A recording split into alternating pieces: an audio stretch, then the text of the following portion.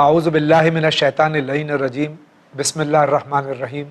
ناظرین کرام، السلام علیکم ورحمۃ اللہ وبرکاتہ۔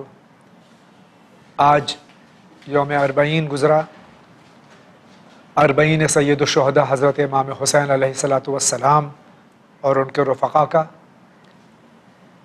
یہ واحد غم ہے کہ جو عالم اسلام میں بلکہ پوری دنیا میں اتنے اہتمام کے ساتھ منایا جاتا ہے، اور یہ اربعین جو 40 روزہ غم ہے سرکار سید الشہداء امام حسین علیہ الصلاۃ والسلام اور ان کے اصحاب کا، یہ اللہ کا مقرر کردہ ہے۔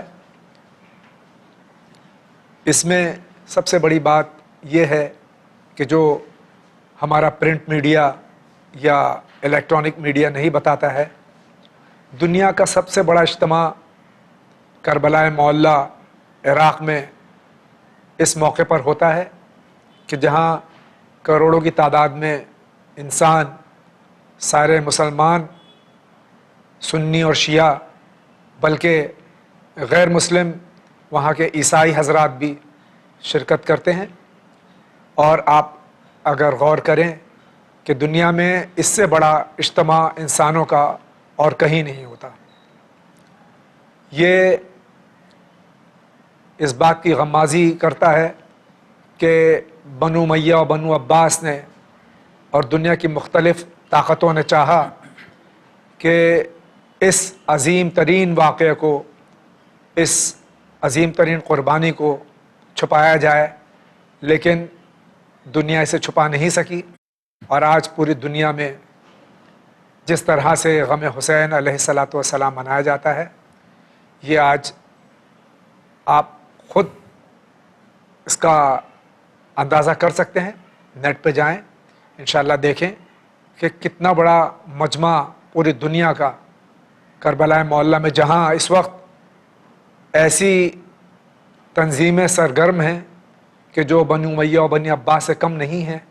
وہ چاہتی ہیں کہ انسانیت کا گلا گھونٹ دیا جائے اور انسانیت کو ختم کر دیا جائے، اسلام کو نقصان پہنچایا جائے۔ اس کے باوجود پوری دنیا سے جوق در جوق امام حسین علیہ الصلاۃ والسلام اور ان کے رفقا اور ان کے اصحاب کا چہلم بنانے لوگ بغیر کسی خوف و خطر کے جمع ہوتے ہیں۔ آئیے اسی سلسلے میں ہم مزید گفتگو کرتے ہیں۔ آج ہمارے درمیان حجت الاسلام جناب مولانا سید قیصر صاحب قبلہ تشریف فرما ہیں۔ آقا کی خدمت میں ایک بار پھر اس عظیم ترین قربانی میں جو ہمارے تیسرے امام، نبی کے نواسے حضرت امام حسین علیہ الصلاۃ والسلام اور شہیدان کربلا علیہم الصلاۃ والسلام نے انجام دی ہے، میں اس کی تسلیت اور پرسہ پیش کرتا ہوں اور آپ سے گزارش کرتا ہوں کہ اس سلسلے میں آپ مزید کچھ فرمائیں۔ السلام علی الحسین وعلی علی ابن الحسین وعلی اولاد الحسین وعلی اصحاب الحسین۔ ہمارا کروڑوں درود و سلام ہو حسین ابن علی کے اوپر اور ان شہداء کربلا کے اوپر کہ جنہوں نے اپنی جان امام حسین اور دین خدا کے لیے قربان کر دی۔ اور آج اسی کا یہ اثر ہے کہ کائنات میں امام حسین علیہ السلام کا نام لینے والے اور ان کی قربانیوں اور ان کی جانثاروں کی قدر کرتے ہیں۔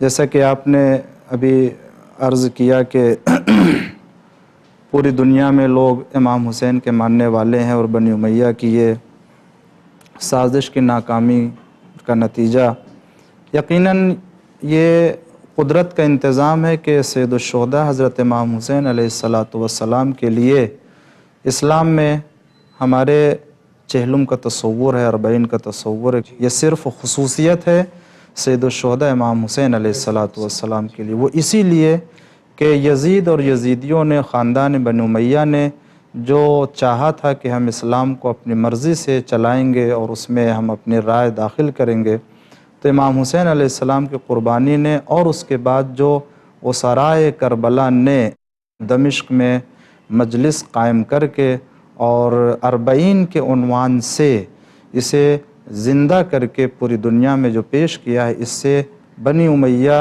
اور بنی عباس اور دشمنان اسلام کی تمام سازش اور ان کے تمام مکر و فریب ناکام ہو جاتا ہے، اور ہر سال یہ 40 روز بروز اس میں اور عظمت پیدا ہوتی جاتی ہے، اور جتنی عظمت پیدا ہوتی جائے گی اتنی ہی جو حسین ابن علی کے مقصد میں کامیابی اور ان کے اہداف و مقاصد کو لوگوں کے سامنے پیش کرنے کا موقع، اور بنی امیہ اور خاندان بنی عباس کے مقصد کی ناکامی لوگوں کے سامنے واضح ہوتی جائے گی۔ اسی لیے ہمارے یہاں دیکھیں تاکید کے ساتھ یہ آیا ہے کہ خود امام حسن عسکری علیہ السلام نے فرمایا کہ ایک مومن کی نشانی 40 کے لیے فرمایا کہ یہ ہے کہ ایک مومن کی نشانی یہ ہے کہ وہ 40 کی زیارت پڑھے گا، اور داہنے ہاتھ میں انگوٹھی کا پہننا، اور خاک کے اوپر سجدہ کرنا، اور 51 رکعت نماز پڑھنا، اور بلند آواز سے بسم اللہ الرحمن الرحیم کا کہنا، یہ خاص طور سے ہمارے یہاں 40 امام حسین علیہ السلام کے لیے تاکید ہے۔ تو یقیناً یہ ہم نے جو دیکھا اور آپ نے بھی ملاحظہ کیا کہ پوری دنیا میں آج سید الشہداء امام حسین کے غم کو لوگ منا رہے ہیں، اور لوگ متوجہ ہو رہے ہیں، چاہے اپنے ہوں یا غیر ہوں، اور اسی لیے یہ ہے کہ بیدار تو ہو لینے دو، ہر قوم پکارے گی ہمارے ہیں حسین۔ آئیے، چونکہ یہ اسی مشن جو امام حسین علیہ السلام نے جس مشن کے لیے قربانی دی ہے، یعنی ترویج اشاعت حقیقی مذہب محمد و آل محمد علیہ السلام، اللہ کا دین، اسی سلسلے میں ہم مسائل زندگی پروگرام آپ کی خدمت میں پیش کرتے ہیں، اور جو سوالات دین کے سلسلے میں، شریعت کے سلسلے میں آپ کے سماجی سوالات ہوتے ہیں وہ علماء کے سامنے پیش کرتے ہیں۔ ہم آج دیکھتے ہیں کہ یہ پہلا سوال کہاں سے ہے۔ السلام علیکم مولانا صاحب، جاوید بھائی السلام علیکم۔ وعلیکم السلام۔ میرا نام یوسف فاطمہ علی سے بول رہی ہوں۔ میرا سوال یہ ہے کہ کیا ہم اپنی قضا نمازیں جو ہمیں نہیں معلوم ہے کہ کتنی ہیں، روز کی نماز کے ساتھ پڑھ سکتے ہیں؟ جیسے روزانہ کی جو نماز سنجانہ پڑھتے ہیں اس میں ظہر اثر کی پڑھی، ادا کی نیت سے پڑھ لی، پھر ظہر اثر قضا کی نیت سے پڑھ لی، اسی طرح مغرب عشاء کی پڑھ لی، یا اگر آگے پیچھے کر کے پڑھ لیں کہ مغرب کے ٹائم ظہر اثر کی یا عصر کے وقت مغرب عشاء کی قضا نماز اپنی، کیا ایسے قضا نماز ادا ہو جائے گی؟ بس میرا سوال یہ، شکریہ، خدا حافظ۔ یہ ہمارے خواہر سوال کر رہے ہیں کہ اگر خدا نخواستہ ہماری نماز قضا ہو گئی کسی وجہ سے، تو ہم اس کو جس طرح سے کہ ہم صبح کی نماز یا ظہرین کی یا مغربین کو ساتھ میں دیکھیں جیسا کہہ رہی ہیں اس طرح سے ادا تو کر سکتی ہیں، ظہر کے ساتھ ظہر پڑھ لیا، بعد میں مغرب کی اپنی پڑھنے کے بعد پھر قضا پڑھ، لیکن یہ فگر معلوم ہونا چاہیے کہ ہماری کتنی قضا نماز ہے۔ اگر معلوم ہی نہیں پڑھتے جا رہے ہیں تو کس چیز کے قضا پڑھ رہے ہیں؟ وہ ہے ہی نہیں اگر قضا، تو پھر وہ اس کی ادا بھی ضروری نہیں ہے، واجب نہیں ہے۔ تو ہمیں کم سے کم اتنا فگر معلوم کرنا ہوگا کہ ہماری کتنی جو ہے نماز قضا ہے، اندازہ لگا، ایک اندازہ لگا کے مطمئن ہو جائے گا اس سے زیادہ نہیں ہو سکتی۔ ممکن ہے 6 مہینہ، سال بھر کی نماز، 2 مہینے کی، 1 مہینے کی نماز، ایک رکھ کے تعداد، اس کے بعد قضا ادا کرے، جیسے پڑھ رہے ہیں اس طرح ہو سکتی ہے، اس میں کوئی حرج نہیں۔ صحیح ہے۔ بہت بہت شکریہ۔ آگے دیکھتے ہیں ہم کہاں سے سوال ہے یہ۔ السلام علیکم۔ وعلیکم السلام۔ میں شبی نقوی کانپور سے بول رہا ہوں، یو پی ایسٹ۔ میرا یہ مسئلہ ہے جناب کہ مرنے کے بعد مرحومین کے لیے جو ثواب جاریہ ہوتا ہے، اور جیسے کہ حج ہوا، عمرہ ہوا، اس کے بعد نمازیں ہوئیں اور جو بھی چیزیں ہیں، تو اس کے لیے 14 معصومین سے یا 1,24,000 نبیوں سے کوئی ایسی دلیل واضح کریے جس کو میں اپنے بھائیوں سے واضح کر سکوں جن کو اس بارے میں معلومات نہیں ہے۔ السلام علیکم۔ السلام۔ ہم اپنے مرحومین کے لیے جو ثواب جاریہ کرتے ہیں کس طرح ادا کرنا چاہیے؟ دیکھیں اس میں 2 شاید ہو سکتا ہے تصور ہو کہ ہم کو کیسے کرنا چاہیے، اور دوسرے یہ کہ اس کا ثبوت کہاں سے ہے، وہ بتا۔ دیکھیں سب سے پہلی بات تو یہ کہ پیغمبر اسلام صلی اللہ علیہ وآلہ وسلم کی طرف سے اور بھی دیگر معصومین علیہ السلام کی جانب سے بھی اپنے مردوں کو ایصال ثواب کرنے کے لیے، صدقہ دینے کے لیے، نماز کا ہدیہ کرنے کے لیے، والدین کے لیے اور دیگر تمام لوگوں کے لیے، اموات کے لیے بہت سے وارد ہے کہ آپ جو ہے وہ صلوات کے ذریعے یا جو ہے نیکیاں کیجئے، یا دوسروں کو آپ کچھ دے دیجئے صدقہ کے طور سے، یا مثلاً روایت میں ہمارے یہاں ہے کہ مرنے والے کے لیے شب اول جو ہوتی ہے قبر کی، بہت ہی مشکل و سخت کی رات ہوتی ہے، اس کے لیے نماز وحشت قبر کا طریقہ بتایا ہے کہ اس میں پڑھنا چاہیے۔ کہ جب دفن کر دیا جائے تو پہلی رات جو ہو اس میں 2 رکعت نماز وحشت قبر ہے اور اس کو پڑھنا چاہیے تاکہ اس سے جو ہے مردے کو راحت پہنچتی ہے. نہیں ہے صدقہ دے. اس طرح سے پیغمبر اسلام سے اور دیگر معصومین علیہ السلام سے بھی ہمارے یہاں وارد ہے کہ اس طرح سے ایصال ثواب کیا جانا چاہیے. ایک کوئی بھی نیکی ہے جو ان کی نیابت میں ان کی طرف سے کر دو اس کا ثواب ہدیہ کر دے. مثلا فرض کر لیجئے کوئی چیز نماز اگر پڑھا تو اس کے پڑھنے کے بعد فلاں مردے کا نام ہے مرحوم کا, اس کا نام لے لے کہ فلاں ابن فلاں کی روح کو میں نے اس کو ذہن میں لے لیا کہ میں نے اس نماز کو یا اس تلاوت کو یا اس نیکی صدقہ کو فلاں مرحوم کو میں نے ایصال کر دیا, پہنچا دیا, اللہ اس کو معاف کرے. اللہ تعالیٰ اس طرح سے لے سکتے. دوسرا مسئلہ ہے کہ کیسے ہم اور ایصال ثواب کریں. دیکھیں اور آسان طریقہ یہ ہے کہ ہمارے یہاں روایتوں میں یہ ہے کہ اگر کوئی شخص 3 مرتبہ سورہ توحید کی تلاوت کر لے تو پورے قرآن کا ثواب اسے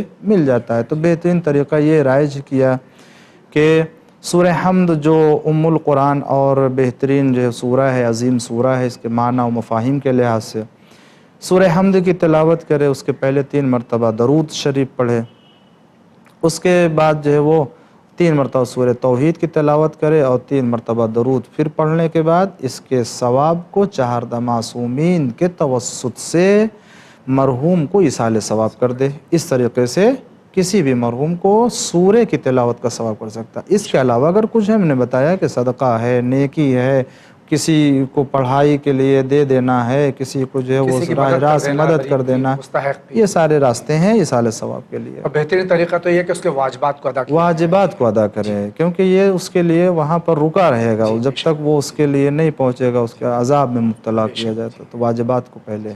بہت بہت شکریہ. اگلا سوال لیتے ہیں. ہیلو, میں افراز زینب بول رہی ہوں سری نگر سے, اور میرا سوال یہ ہے کہ اگر کوئی میت مر جاتا ہے تو پھر اس کا کوئی چیز ہوتا ہے, اگر ہم اسے بھیجیں گے اور ہمیں کچھ پیسے مل جاتے ہیں تو اگر وہ ہم اپنے لیے استعمال کریں گے تو کیا وہ ہمیں رکھنا جائز ہے؟ اور یہ ہمیں جاننا تھا کہ جب ہم فون کرتے ہیں کسی کو تو آپ ہیلو کہتے ہیں پہلے, کیا بہت کئی لوگ بولتے ہیں کہ ہیلو نہیں کہنا چاہیے, کیا وہ صحیح ہے؟ بس ہمیں اتنا ہی جانا تھا. علیکم السلام ورحمۃ اللہ وبرکاتہ. نگر سے ہماری خواہر سوال کر رہی کہ مرحومین ہمارے یہاں کسی کی موت ہو جائے تو اس کا جو سامان ہے اس کو بیچ کے ہم اس کو استعمال کر سکتے ہیں. دیکھیں یہ تو بیچا جا سکتا ہے, رکھا بھی جا سکتا ہے, مگر پہلے یہ دیکھنا ہوگا تو کہیں اس کے کوئی مالک تو نہیں ہے. اگر اس کی ملکیت کسی اور کے لیے ہے تو جو اس کا مالک بنتا ہے وہ حقدار ہے پہلے اس کے رکھنے کا بھی, بیچنے کا بھی.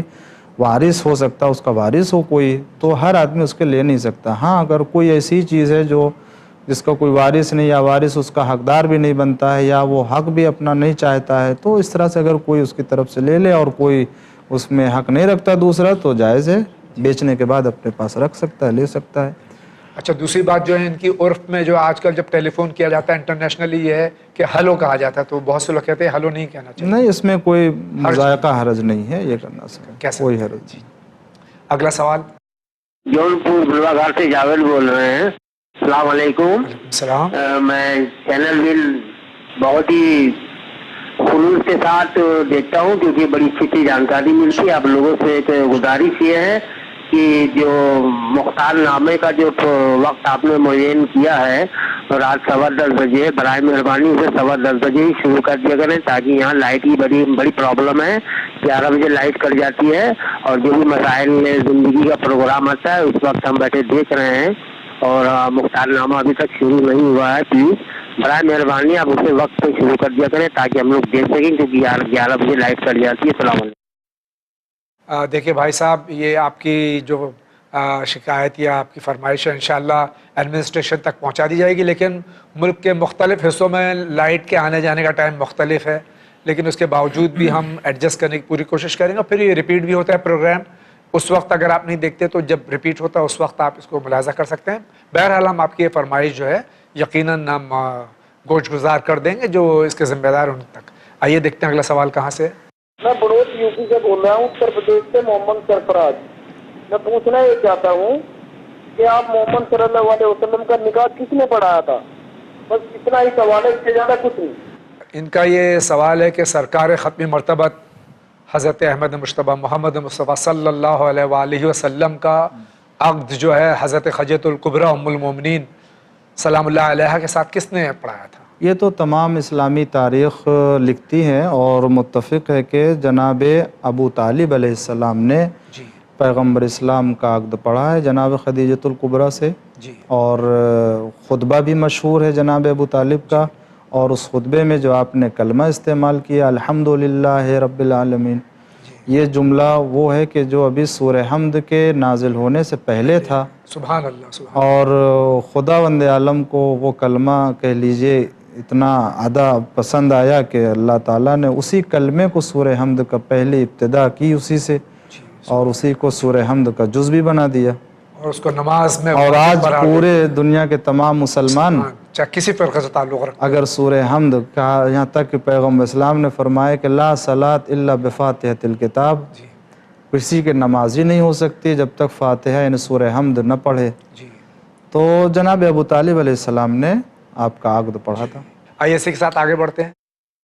میرا نام سجاد حسین اندھیری سے بول رہا ہوں۔ ایک مسقال کتنے گرام کے برابر ہوتا ہے؟ اس کا تو صدقہ نکالنا، خیرات کرنا ہے، اس کی زکوٰۃ نکالنا، اس کے لیے پوچھ رہا ہوں۔ شکریہ، خدا حافظ۔ ایک مثقال کیا ہوتا ہے آج کے؟ ایک مسقال اسے 18 چنے کے برابر مانا جاتا ہے، اور 18 چنا ایک مسقال ہوتا ہے 3.5 گرام۔ 3.5 گرام آج کے حساب سے، آج کے لحاظ سے 3.5 گرام کو ایک مسقال کہتے ہیں، اسی لحاظ سے آپ شمار کر کے اس کا صدقہ دے دیجیے۔ اگلا کال لیتے ہیں۔ السلام علیکم۔ السلام۔ میں دہلی سے سید عباس بول رہا ہوں۔ مجھے خوشی ہے کہ چینل ون شروع ہوا اور ہم آپ کا ایک خامنائی کہ آپ کی تقلید کرتے ہیں۔ سہمہ امام کے لیے کیا حکم ہے، اس کی جانکاری چاہیے۔ یہ رہبر معظم حضرت خامنائی مدظل العالی کے مقلد ہیں، سہم امام کے سلسلے میں پوچھ رہے ہیں۔ سہم امام کے سلسلے میں یہ تمام مراجع کا جو حکم ہے ان کے بھی کہ جب تک آپ اجازت نہ حاصل کر لیں اس وقت تک اس کو خرچ کرنے کی اجازت نہیں رکھتے ہیں، لہٰذا جو ان کا وکیل ہے یا خود ان کے خود اپنے مرجع کی طرف رجوع کریں، وہ جہاں بھی خرچ کرنے کی اجازت دیں ان کو وہاں پہ خرچ کریں گے۔ اور چینل ون کے پاس دونوں مراجع کرام حضرت رہبر معظم اور حضرت قائد المحترم دونوں کا اجازہ موجود ہے، آپ یہاں پر بھی اس کو ارسال کر سکتے ہیں۔ آئیے اسی کے ساتھ دیکھتے ہیں سوال کہاں سے۔ السلام علیکم۔ علیکم السلام۔ الہ آباد سے بول رہا ہوں، یاز احمد۔ میرا سوال یہ ہے کہ نماز پڑھنے ٹائم جو ہے کعبے کا تصور آدمی کرتا ہے، لیکن مولانا نے کچھ دن پہلے یہ بتایا تھا کہ اماموں نے جو کہا ہے کہ جو ہے آپ کا تصور جو آپ کر رہے ہیں یا ہم جو تصور کر رہے ہیں ایک ہونا چاہیے، کیا مطلب یہ صحیح ہے؟ اماموں مطلب کہ یہ کعبے کا تصور کر کے نماز پڑھ رہے ہیں یا کوئی اور کو تصور کیا تھا اللہ کو سامنے رکھنے کی؟ آقا اللہ کو سامنے پیچھے دائیں بائیں تو نہیں رکھ سکتے کیونکہ وہ دیکھیں اس سلسلے میں یہ عرض کروں کہ نماز میں کیا ہونا چاہیے کیا نہیں ہونا چاہیے، نہ مسئلہ قبلے کا ہے کہ ذہن میں رکھنا چاہیے، نہ مسئلہ جو ہے اہل بیت۔ نماز اللہ کے لیے پڑھی جاتی ہے اور یہ عبادت سوائے پروردگار کے کسی اور کے لیے نہیں ہے، اور جتنی توجہ اور جتنے خشوع خضوع کے ساتھ انسان نماز ادا کرے گا اتنی ہی اس کی سچی عبادت اور اللہ کی بارگاہ میں قبول کی جائے گی۔ اور یہ خشوع خضوع کی اس وقت کہ جب اس کے دل میں سوائے اللہ اور اللہ کی پسندیدہ چیزوں کو اپنے ذہن میں نہ رکھے۔ مثلا جنت کی نعمتیں ہیں جو اللہ تعالیٰ نے مومنین سے وعدہ کیا ہے، یا جہنم کا خوف ہے کہ گناہ گاروں کے لیے اللہ نے وعدہ کیا ہے کہ ان کو اس میں رکھے گا، ان چیزوں کا خوف دل میں اگر نماز کی حالت میں لاتا ہے تو بہت اچھی چیز ہے، انسان جو ہے وہ توجہ میں رکھے گا، اپنے تمام ذہن کو اپنے تمام جو ہے فکر کو یکجا کر کے کہ اللہ تعالیٰ کے لیے نماز پڑھ رہے ہیں اور اس کا خوف دل میں رکھتے ہیں۔ اب اگر اس طرح سے ائمہ معصومین علیہ السلام کی زندگی یا ان کی ذات کو بھی حاضر ناظر رکھتا ہے تو اس میں چونکہ ان کے تصور سے اللہ ہی کی طرف انسان جاتا ہے اور اللہ ہی کی طرف کھنچتا ہے، اس لیے کہ انہوں نے انہی چیزوں کے تصور کو پیش کیا ہے۔ تو اس میں کوئی حرج نہیں ہے، کیونکہ یہ نماز اللہ کے لیے ہے، نہ کعبے کے لیے ہے، نہ اہل بیت علیہ السلام کے لیے ہے، بلکہ یہ نماز اللہ کے لیے ہے، اور اس میں خشوع خضوع جتنا ہوگا اس طرح کی چیزوں کے لیے اتنا ہی جو ہے وہ قابل قبول نماز ہوگی. تو اس طرح سے شکریہ. نیکسٹ کال لیں. لکھنؤ سے سید وقار حسین ایڈوکیٹ بول رہے ہیں. میرا سوال ہے کہ کیا محرم یا سفر کے مہینے میں کوئی اگر تحفہ دیتا ہے تو اس تحفے کو قبول کیا جا سکتا ہے؟ ایام اعضاء میں ہم تحفہ قبول کر سکتے ہیں؟ جی کوئی حرج نہیں ہے، تحفہ گفٹ کوئی دے رہا ہے آپ لے سکتے ہیں، لینے میں کوئی حرج نہیں. کوئی حرج نہیں. اگلا سوال کہاں سے؟ میرا نام سید محمد آصف رضوی ہے، اور میں نے اس سے پہلے کوشچن کیا تھا، 3 بار دیکھ چکا ہوں، 3 ہفتے سے لگاتار میرا سوال آیا نہیں اور نہ ہی اس کا جواب مجھے ملا.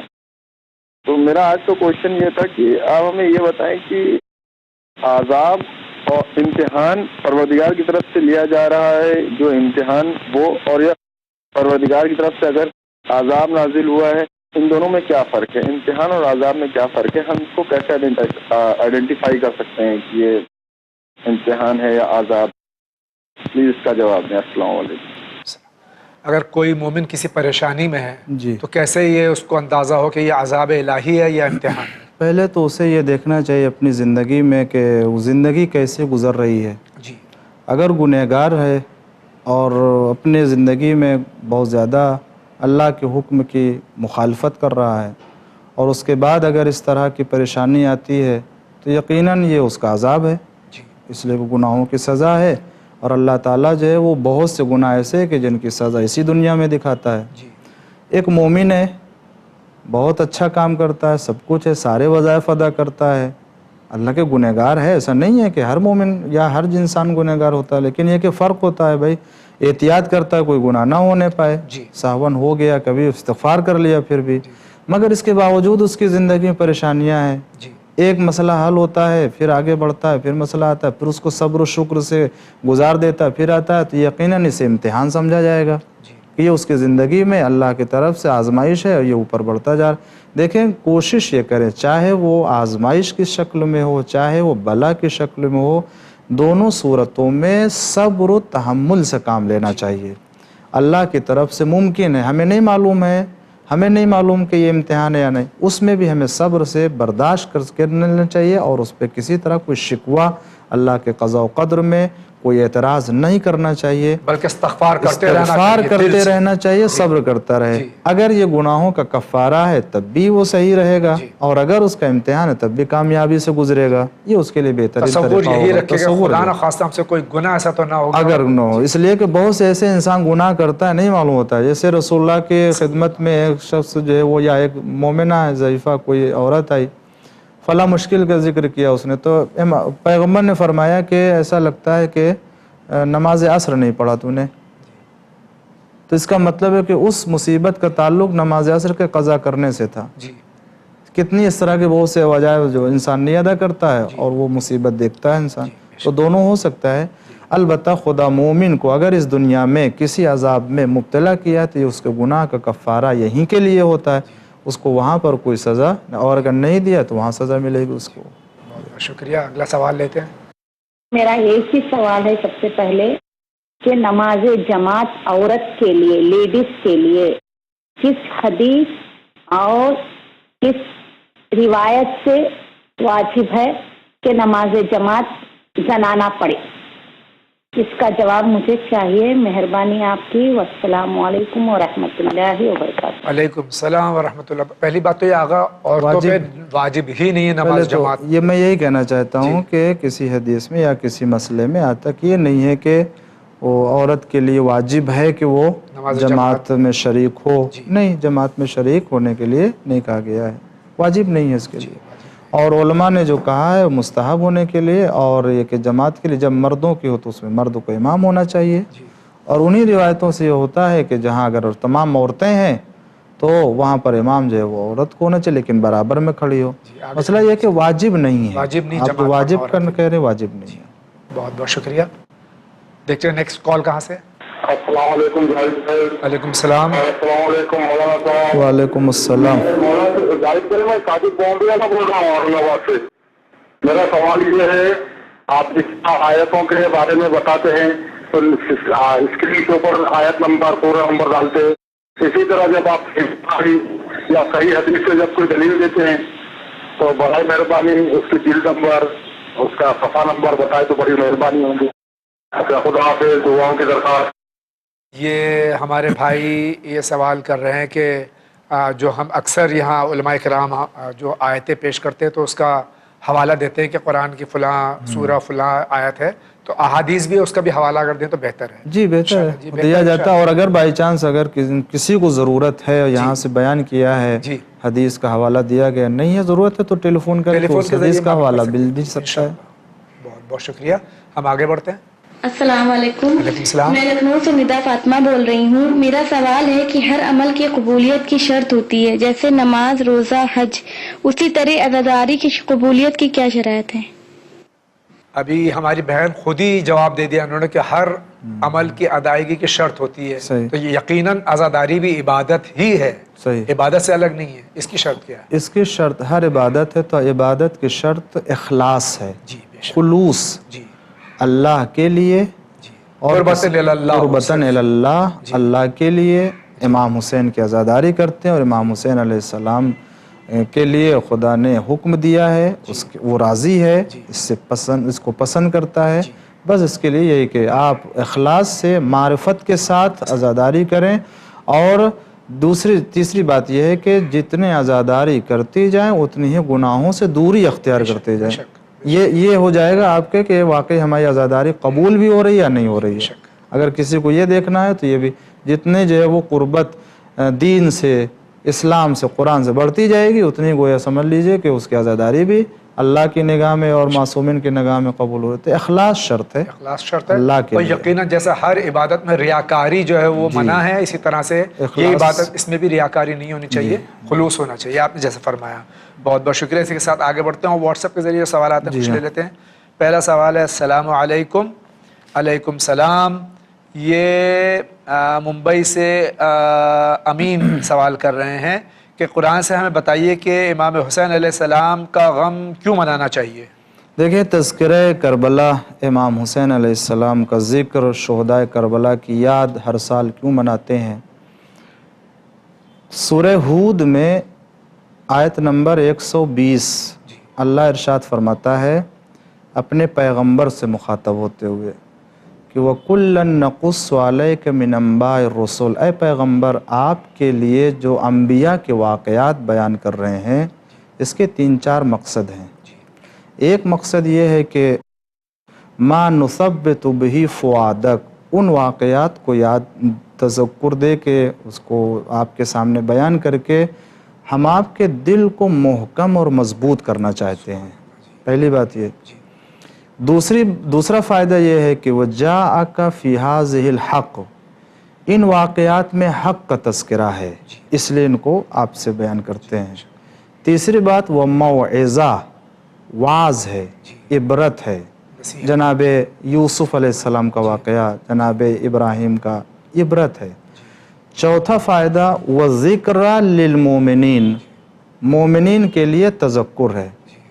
رسول اللہ کے لیے صلی اللہ علیہ وآلہ وسلم کے لیے پروردگار عالم کہتا ہے گزشتہ انبیاء کے واقعات کا تذکرہ آپ کے لیے ان فائدوں کی بنا پر کر رہے ہیں. یہ ہمیشہ رسول اللہ کے لیے جب ضرورت ہے تو کیا ہم مسلمانوں کے لیے تذکرہ امام حسین، تذکرہ شہدائے کربلا ہر سال ضرورت نہیں ہے؟ اگر اللہ تعالیٰ ان کے واقعات سے رسول اللہ کے دل کو مضبوط کرنا چاہتا ہے تو ہم بھی ذکر امام حسین علیہ السلام سے، شہدائے کربلا کا تذکرہ کر کے ہم اپنے دل کو مضبوط کرنا چاہتے ہیں، ایمان کو مضبوط کرنا چاہتے ہیں.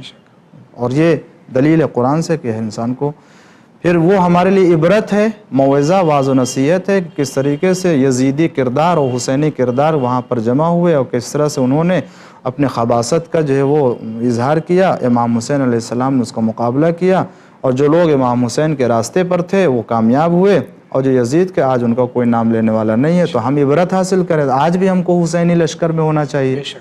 جب یہ ذکر امام حسین ہوگا غم امام حسین کو جو ہے بیان کیا جائے گا تبھی یہ عبرت حاصل کر سکتا ہے انسان۔ تیسرا فائدہ یہ ہے کہ انسان جو ہے وہ تذکر، یعنی ایک کبھی کبھی ایسا ہوتا ہے کہ انسان کو چیز معلوم ہوتی ہے مگر غفلت ہو جاتی ہے، بار بار ذکر امام حسین اور شہدائے کربلا کرنے کا یہ فائدہ ہوگا کہ تذکر ہوتا رہے گا انسان کو، جس طرح سے خود بول پیغمبر اسلام کے اللہ تعالیٰ۔ تو یہ فائدے ہیں جس کے لیے خود قرآن نے کہا ہے کہ اتنے فائدے گزشتہ انبیاء کے واقعات سے ہے، تو پھر ہم بھی جو ہے وہ کربلا کے واقعات جو غم انگیز ہیں ان کا تذکرہ کر کے یہ فائدہ اٹھانا چاہتے ہیں، یہ چیز ہے۔ اور اسی طریقے سے ہم عزاداری کر کے غم حسین منا کر کے اپنی محبت کا اظہار کرتے ہیں امام حسین علیہ السلام سے اور خانوادہ رسالت سے، اور یہ محبت کا اظہار خانوادہ رسالت سے اجر رسالت کی شکل میں ہے، جس کا مطالبہ خداوند عالم سے مسلمانوں سے کیا ہے کہ قُلْ لَا أَسْأَلُكُمْ عَلَيْهِ أَجْرًا إِلَّا الْمَوَدَّةَ فِي الْقُرْبَى۔ اجر رسالت یہ کہ قرابت داروں سے پیغمبر اسلام کے جو وہ محبت کیا جائے، اور محبت یہ ہے کہ جو ان کے اوپر گزری ہے ہم اس کو اپنے سے بڑھ کر کے مانیں سمجھیں، غم امام حسین سے بڑھ کر کے، اسی لیے ہمارے رضا اس لیے کہ یہ اجر رسالت ہم ادا کرتے ہیں۔ بلکہ سوال یہ ہونا چاہیے کہ جو لوگ امام حسین کا غم نہیں مناتے، اگر وہ اجر رسالت کو ادا کرنا چاہتے، اگر کر رہے ہیں بھی تو وہ کس شکل میں کر رہے ہیں ہم کو بتائیں۔ اگر محبت اہل بیت علیہ السلام سے تو اس محبت کے اظہار کس شکل میں کر رہے ہیں؟ ہم جلوس کے شکل میں باہر آ کے، فرش عزا بچھا کے، شب بیداری کر کے، علم اٹھا کے، تعزیہ اٹھا کے، یہ سب کچھ بتا رہے ہیں کہ ہم محبت اہل بیت کا اظہار کر رہے ہیں۔ تو یہ حدیث ہے قرآن میں بھی، اور حدیث اگر دیکھیں تو پیغمبر اسلام صلی اللہ علیہ وسلم نے خود جو ہے وہ جناب حمزہ کا غم منانے کے لیے مدینہ کی عورتوں کو خود مہاجرین و انصار نے کہا جب تک کہ جناب حمزہ سید الشہداء کا غم نہ منا لینا اور ان کے اوپر نہ ماتم کر لینا، اس وقت تک اپنے شوہروں وارثوں کا ماتم نہ کرنا۔ تو تمام زنان مدینہ نے جناب سید الشہداء جناب حمزہ کے اوپر ماتم کیا ہے۔ جناب جعفر طیار کی جب شہادت کی خبر ملی تو پیغمبر اسلام نے فرمایا الا مثل جعفر، یعنی جعفر جیسے لوگوں پر رونے والیاں ہونا چاہیے۔ تو اس طریقے سے قرآن کریم میں جناب یعقوب نے یوسف علیہ السلام کے لیے گریہ کیا، اور اتنا گریہ کیا کہ آنکھ کی سفیدی و بینائی، آنکھ سفید ہو گئی، بینائی چلی گئی، اتنا گریہ کیا ہے۔ تو غم کے لیے قرآن میں بھی، احادیث روایت میں بھی، خود عائشہ ام المومنین جناب عائشہ کے لیے انہوں نے کہا ہم نے عورتوں کے ساتھ مل کر کے وفات پیغمبر پر ماتم کیا ہے، سر و سینہ پیٹا ہے، خود جناب عائشہ کا بیان ہے جو بخاری میں اور دیگر تمام معتبر کتابوں میں لکھا ہوا ہے۔ تو غم امام حسین کوئی ایسی چیز نہیں کہ جو خود سرکار ابو طالب علیہ السلام کو جناب خدیجہ الکبریٰ کا سرکار ختم مطلب 1 سال غم منایا ہے۔ اس کے لیے یہ بات بہت سے لوگ کہتے ہیں بھائی آپ 10 دن ماتم کر لیجئے، 3 دن کہتے، 3 دن سے زیادہ غم نہیں ہونا چاہیے، 3 دن نہیں ہونا چاہیے، 10 دن کہہ لے، یا ہمارے ہندوستان میں الحمدللہ 2 مہینہ 8 دن جو ہے غم ہوتا ہے، تو یہ بلکہ کہنا چاہیے کم ہے۔ جب 1 سال پیغمبر اسلام اتنا عام الحزن قرار دیا، حالانکہ جناب خدیجۃ الکبریٰ کی عظمت کا جواب نہیں ہے اور بہت ہی بلند ترین مرتبے کے اوپر فائز ہیں، مگر پھر بھی مال کی قربانی دی ہے، جان کی قربانی نہیں دی ہے۔ بے شک جی، امام حسین علیہ السلام نے جان کی قربانی دی ہے کربلا میں، تو کیا ان کے لیے اگر رسول اللہ سے محبت ہو تو یقیناً ہم امام حسین کا غم منائیں گے۔ جی آئیے اسی کے ساتھ آگے بڑھتے ہیں۔ السلام علیکم۔ علیکم السلام۔ یہ میرٹھ سے ہیں، ان کا سوال یہ ہے کہ میری بیوی میری خالہ خالو نے ان کو گود لیا اور شادی بھی کروائی، اب ان کا مسئلہ یہ کہ بیوی میری خالہ خالو کے بچوں کے سامنے نماز پڑھ سکتی ہیں کہ نہیں؟ پھر نماز تو پڑھ سکتے ہیں، لیکن یہ کہ نامحرم ہے وہ، جی نامحرم تو ہے، نماز تو ہو ہی سکتی ہے، نماز تو پڑھنا ہی ہے۔ رہے گا مسئلہ کہ نامحرم تو نامحرم چاہے وہ خالہ خالو لڑکے ہوں یا کسی اور کو، کوئی نامحرم کوئی فرق نہیں ہے، ان کے سامنے جو ہے وہ بہرحال جو ہے سامنے یہ ہے کہ نماز کے نہیں ہونا چاہیے، یہ آداب کے خلاف ہے، مگر یہ کہ نماز ہو جائے گی اور نامحرم بہرحال ہیں وہ۔ جی بے شک۔ یہ میرٹھ سے ایک سوال اور ہے کہ سلام کریں، وعلیکم السلام۔ شہید زندہ ہوتا ہے، شہادت خوشی کی بات ہے، تو پھر آپ لوگ امام حسین پر گریہ کیوں کرتے ہیں؟ ابھی آپ نے اس کا مفصل جواب دے دیا۔ جناب حمزہ شہید ہیں، نہ صرف شہید ہیں، آج امام حسین علیہ السلام کے مقابل میں دیگر تمام حضرات جناب حمزہ کو سید الشہداء کہتے ہیں، جی، جبکہ جناب حمزہ اس زمانے کے تمام شہداء کے سردار تھے، مگر امام حسین علیہ السلام اولین و آخرین کے شہداء کے سردار ہیں۔ بہرحال اس زمانے کے اعتبار سے سید الشہداء جناب حمزہ آج سارے مسلمان قبول کرتے، تسلیم کرتے۔ پیغمبر اسلام نے جو کیا کہتے ہیں مستدرک وسائل میں اور مجموع الزوائد میں اہل سنت کے اور دیگر معتبر کتابوں میں ہے کہ پیغمبر اسلام نے جناب حمزہ کے لیے رونے کے لیے جب کہا تو تمام زنان مدینہ نے گریہ کیا ہے۔ جی بے شک بے شک۔ یہ باتیں جو ہے کہ پرانی باتیں کہ جو 14 سال سے یہ سن لینے کے بعد جو ہے اس کے بعد منچر سے ابھی عباس سلام کر رہے ہیں، وعلیکم السلام۔ داؤد علیہ السلام پہلے ہیں یا موسیٰ علیہ السلام پہلے؟ زبور پہلے یا توریت پہلے؟ جناب داؤد علیہ السلام پہلے ہیں تو زبور پہلے ہے۔ السلام علیکم۔ علیکم السلام۔ میں محمد اون گریٹر نوئیڈا سے ہیں، ان کا سوال ہے آپ کا پروگرام بہت اچھا لگتا ہے، بہت بہت شکریہ، ماشاءاللہ ہمارے گھر میں سب لوگ آپ کا پروگرام دیکھتے ہیں، بہت بہت شکریہ، اللہ آپ کے پروگرام ایسا ہی چلتا رہے اور ون بھی، الہی آمین، بہت آپ کی دعاؤں کا شکریہ، انشاءاللہ اسی طرح دعا کرتے رہیے۔ ان کا سوال یہ ہے کہ کیا ہم عاشور کے دن اپنے مرحومین کے لیے فاتحہ پڑھ سکتے ہیں؟ جی دیکھیں، عاشور کے دن امام حسین علیہ السلام کی شہادت کی تاریخ ہے، یعنی وہ اس دن شہید ہوئے ہیں، اور دیگر خاندان بنی ہاشم کے وہ ستارے کے جن کی مثال روئے زمین پر نہیں، اور اصحاب امام حسین بھی بہت ہی غم کا دن ہے، معصومین نے بھی غم منایا ہے، اور ہمارے لیے کہا گیا ہے کہ اہل بیت علیہ السلام سے بڑھ کر کے کوئی غم نہیں ہے، اور جو بھی ہماری خوشی اور جو بھی ہمارا غم ہے ان کے لیے ہوتا ہے۔ تو کون ہوگا کہ جو اس دن امام حسین علیہ السلام کے غم کو اپنے دل میں نہ رکھتا ہو؟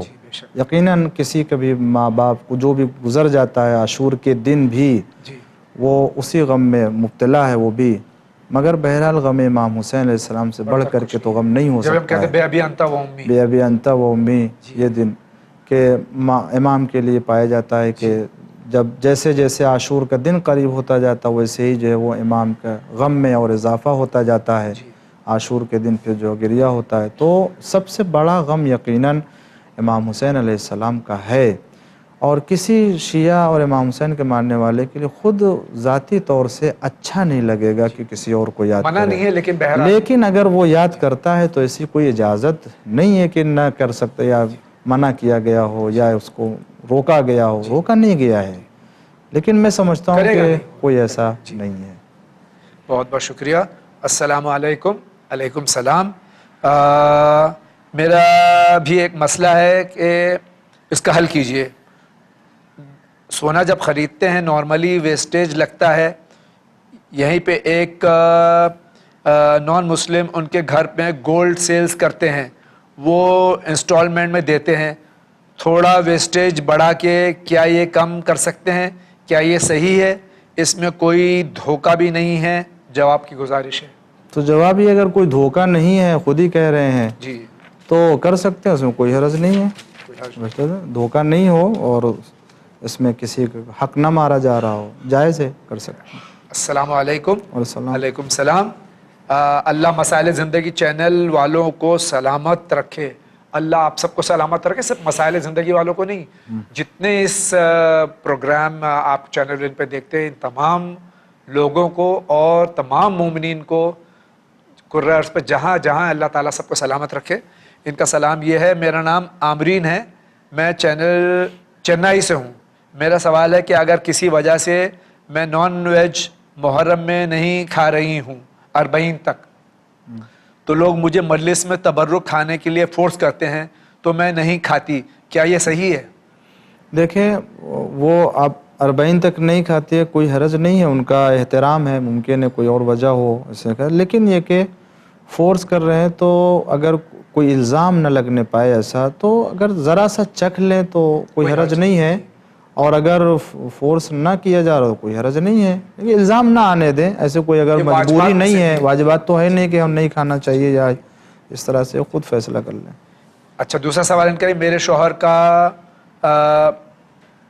قرض ایسا ہے کہ نکل ہی نہیں رہا ہے، میں نماز پڑھتی ہوں اور سورہ واقعہ بھی پڑھتی ہوں، دعا بھی بہت کرتی ہوں، لیکن ختم ہی نہیں ہوتا، اور جب ایسا لگتا ہے کہ قرض نکل رہا ہے اور کہیں نہ کہیں سے پھر بڑھ جاتا ہے، مولانا اس کے لیے کیا کیجیے؟ اب یہ شوہر کا قرض ہے، یہ سورہ واقعہ یہ پڑھتی ہیں، دعائیں یہ پڑھتی ہیں۔ جی ان سے شوہر سے بھی کہیے کہ وہ بھی کچھ عبادت کریں، وہ بھی عمل کریں، وہ بھی پڑھتے رہیں، اور یہ پھر اگر سب کچھ کر رہے ہیں اس کے بعد بھی تو اللہ کی طرف سے آزمائش ہے، صبر کرے، تحمل کرے، ممکن ہے اللہ ایک وقت پہ آئے تو اس کو قرض سے آزاد کر دے گا انشاءاللہ۔ السلام علیکم۔ والسلام۔ وعلیکم السلام۔ ان کا سوال یہ ہے کہ اب ہمارا ایگزام شروع ہونے والا ہے، لیکن مجالس میں جانے کی وجہ سے میری پڑھائی میں من نہیں لگ رہا ہے، مجھے کیا کرنا چاہیے؟ آپ اپنے پڑھائی میں زیادہ توجہ کریں اور وقت نکال لیجئے، ایک دو مجلس کر لیجئے، اس لیے کہ پڑھنا آپ کے لیے ضروری ہے، اور غم امام حسین بھی ضروری ہے، مگر غم حسین کسی وقت بھی کہیں پر بھی ہو سکتا ہے، لیکن اگر پڑھائی میں کمی ہو رہی ہے تو اس کا جبران مشکل ہوگا، لہٰذا آپ اپنے پڑھائی کی طرف بھی توجہ دیجئے۔ السلام علیکم۔ علیکم السلام۔ ان کا نام امیر جعفری ہے، یہ لکھنؤ کے رہنے والے ہیں، اور ان کا سوال یہ ہے کہ مجھے اپنے گلے پہ یا حسین کا ٹیٹو بنوانا ہے، تو کیا یہ بنوا سکتے ہیں؟ دیکھیں اس طرح کے چیزیں کرنے سے کوئی فائدہ نہیں ہے، نہ ثواب ہے، نہ اس کے لیے حکم دیا گیا ہے، بلکہ بے احترامی بھی ہو سکتی ہے، تو ایسا کام نہ کریں کہ جس سے بے احترامی ہو اگر سکے۔ جلد کے اوپر ہے تو ہر وقت باوضو نہیں ہوں گے، باغسل نہیں ہوں گے، تو یہ سب بلکہ پریشانیاں زیادہ ہیں، اور اس کو کوئی ثواب، اجر، تاکید، حکم ہے نہیں، تو کیوں اس طرح کی چیز کو یعنی جلد پہ لکھنے سے بہتر ہے دل پہ لکھیں، دل کے اوپر لکھے یا حسین، تو انشاءاللہ العزیز اگر دل پہ لکھ جائے گا تو پھر بہت فائدہ مند ہے، کوئی مٹا نہیں سکتا پھر اس کو انشاءاللہ۔ السلام علیکم۔ وعلیکم السلام ورحمۃ اللہ۔ میں شیخ شعیب ہوں بامبے سے، مجھے یہ پتہ کرنا ہے کہ کیا ایسی کوئی کتاب واقعہ کربلا پہ ہے جسے بی بی زینب سلام اللہ علیہا امام زین العابدین علیہ الصلوۃ والسلام نے لکھی ہو؟ نہیں ہے تو پھر اور کتاب بتائیے، جزاکم خیر۔ جی کتاب سلیم بن قیس ہے، معتبر ترین کتاب ہے ہمارے یہاں، جس کو امام زین العابدین علیہ السلام کی نگاہوں سے بھی غالباً گزری، اور دیگر امام نے بھی اس کی تائید کی ہے۔ کتاب سلیم بن قیس یہ ہے، دستیاب بھی ہے، یہ کتاب معتبر ترین کتاب ہے، واقعات کربلا پر بھی اور محمد آل محمد علیہ السلام پر جو مظالم ڈھائے گئے ہیں ان کا تذکرہ بھی اس میں پایا جائے گا، تو اس کو پڑھیں مستفیضوں سے۔ السلام علیکم۔ وعلیکم السلام۔ مجھے یہ پوچھنا ہے کہ اگر کسی کا خرچ اس کی تنخواہ سے زیادہ ہے، واجب خرچ، تو وہ خمس کیسے نکال سکتا ہے؟ دیکھیں خمس جو ہے وہ کبھی تنخواہ کے اوپر نہیں ہے، یا جو آپ کو سیلری ملتی ہے ایسا نہیں، خمس ہمیشہ بچت کے اوپر ہے، اور بچت کا مطلب یہ ہے کہ سال میں جو دن آپ نے ایک دن معین کر رکھا، اس دن جو آپ کے خرچے سے بچ جائے، وہ خرچے سے بچ جانے کا مطلب پیسہ نہیں ہے کہ پیسہ نہیں بچا تو خمس نہیں ہے۔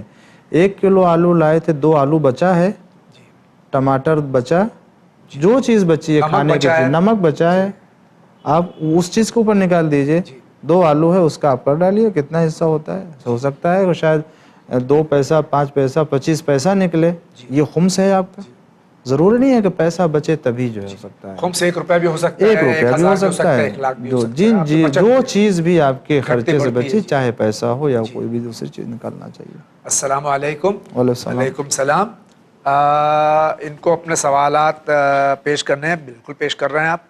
ان کا سوال یہ کہ حضرت قائد المحترم آیت اللہ العظمیٰ سید علی الحسینی سیستانی مدظ العلی کہ یہ مقلد ہیں، تو ان کے وکیل سے یہ کس طرح سے رجوع کر سکتے ہیں انڈیا میں؟ انڈیا میں نارتھ انڈیا میں کون ہے ان کا وکیل؟ نارتھ انڈیا میں تو آپ میں سمجھتا ہوں یو پی میں قلب صادق صاحب ہیں، اور دیگر شمیم حسن صاحب بھی ان کی طرف رجوع کر سکتے ہیں، اور خود یہاں کے جو ادھر مہاراشٹر ممبئی میں جو ہیں وہ بھی جاتے رہتے ہیں ادھر، جی احمد علی صاحب جی احمد علی عابدی صاحب بھی وہ آج بلکہ آج دنیا میں جو کہیں پر بھی کوئی ہے رابطہ کرنے میں کوئی جو پریشانی نہیں ہے. لیکن نارتھ انڈیا میں خصوصاً ڈاکٹر قلب صادق صاحب ہیں, مولانا سید شمیم الحسن صاحب قبلہ, یہ دو ہیں لوگ تر رجوع کر سکتے ہیں. السلام علیکم. علیکم السلام. مولانا صاحب, کیا جناب سجاد علیہ السلام نے اذان کی وجہ سے خطبہ روکا تھا یا ان کا کوئی اور مقصد تھا خطبہ روکنے کا؟ مطلب یہ جناب سجاد علیہ السلام دربار یزید میں خطبہ دے رہے تھے تو اس وقت کیا ہوا تھا؟ دیکھیں, خطبہ دے رہے تھے تو چونکہ خطبہ یزید اور یزید کے مقصد کو ناکام کر رہا تھا اور اسے رسوا کر رہا تھا, تو وہ اس خطبے کو روکنے کے لیے کہ یہ خاندان پیغمبر سے ہیں اور اذان کا احترام کریں گے, اس لیے اذان دلوا دی بے وقت کی, جبکہ نماز کا وقت نہیں تھا. مگر امام علیہ السلام نے اس حربے کو بھی ناکام بنایا اور احترام یقیناً, لیکن امام علیہ السلام نے جو تھوڑی دیر کے لیے روکا وہ احترام ہی تھا.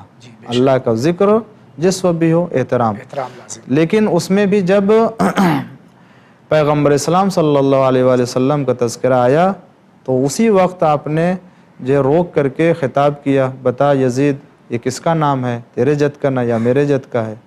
تو یہ پورا جو ہے وہ اس طرح سے, اس میں بھی یہ آپ کی جو ہے وہ بصیرت تھی. السلام علیکم. وعلیکم السلام. ہمیں آپ سے ایک مسئلہ پوچھنا تھا. ہمارا نیم شعیب ہے, ہمارا جاب شراب خانے سے جڑا ہوا ہے, جو پیمنٹ ہوتی ہے ہمارے لیے جائز ہے کہ نہیں ہے؟ بالکل جائز نہیں. اگر شراب خانے سے جڑا ہوا ہے تو کسی بھی صورت میں وہ جائز نہیں کہا جا سکتا ہے. اس سے فوراً اس سے الگ ہو جائیے اور اس کی سیلری کو نہ لیجیے. بہت بہت شکریہ. السلام علیکم. علیکم السلام. ان کا نام محمد اویس ہے.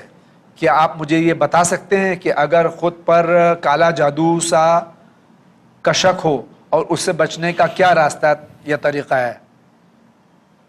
میں کافی دن سے جادو ٹونے کی گرفت میں ہوں. مجھے لگتا ہے میرے ساتھ کچھ غلط ہوا ہے جس سے میں کامیاب نہیں ہو پا رہا ہوں.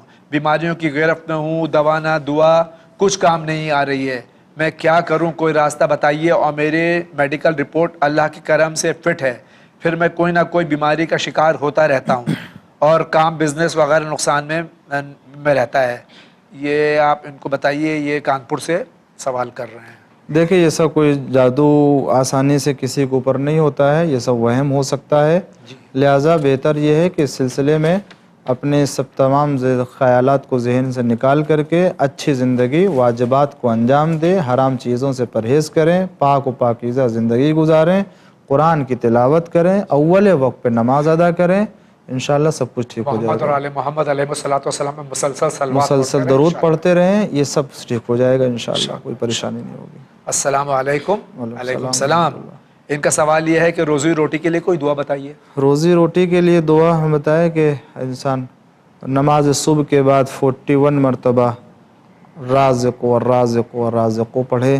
یہ ہے سورہ واقعہ کی تلاوت کریں اور نماز اول وقت پڑھیں, خصوصاً فجر کی اگر پابندی کر سکیں تو وہ بھی کرے تو روزی روٹی کے لیے گھر سے باہر نکلیں. اور ظاہر سی بات ہے اس کے لیے تو محنت تو کرنا ہی پڑے گا, ان کو محنت تو کرنا ہی پڑے گا. گھر بیٹھے سے دعا پڑھ کے تو روزی نہیں ملنے والی ہے, دعا اور دوا دونوں کرنا پڑے گا. السلام علیکم. علیکم السلام. یہ تمنا کشمیر سے سوال کر رہی ہیں. ان کے ہسبینڈ بالکل کیئر نہیں کرتے, خالی اپنی ضرورت کے لیے کچھ کرتے ہیں بس, اور اس کے علاوہ کچھ نہیں. کیا کرنا چاہیے؟ ان کو خیال رکھنا چاہیے, لیکن بہتر یہ ہے کہ وہ اپنے مقامی عالم دین سے رجوع کریں اور تاکہ پوری بات سامنے آ سکے.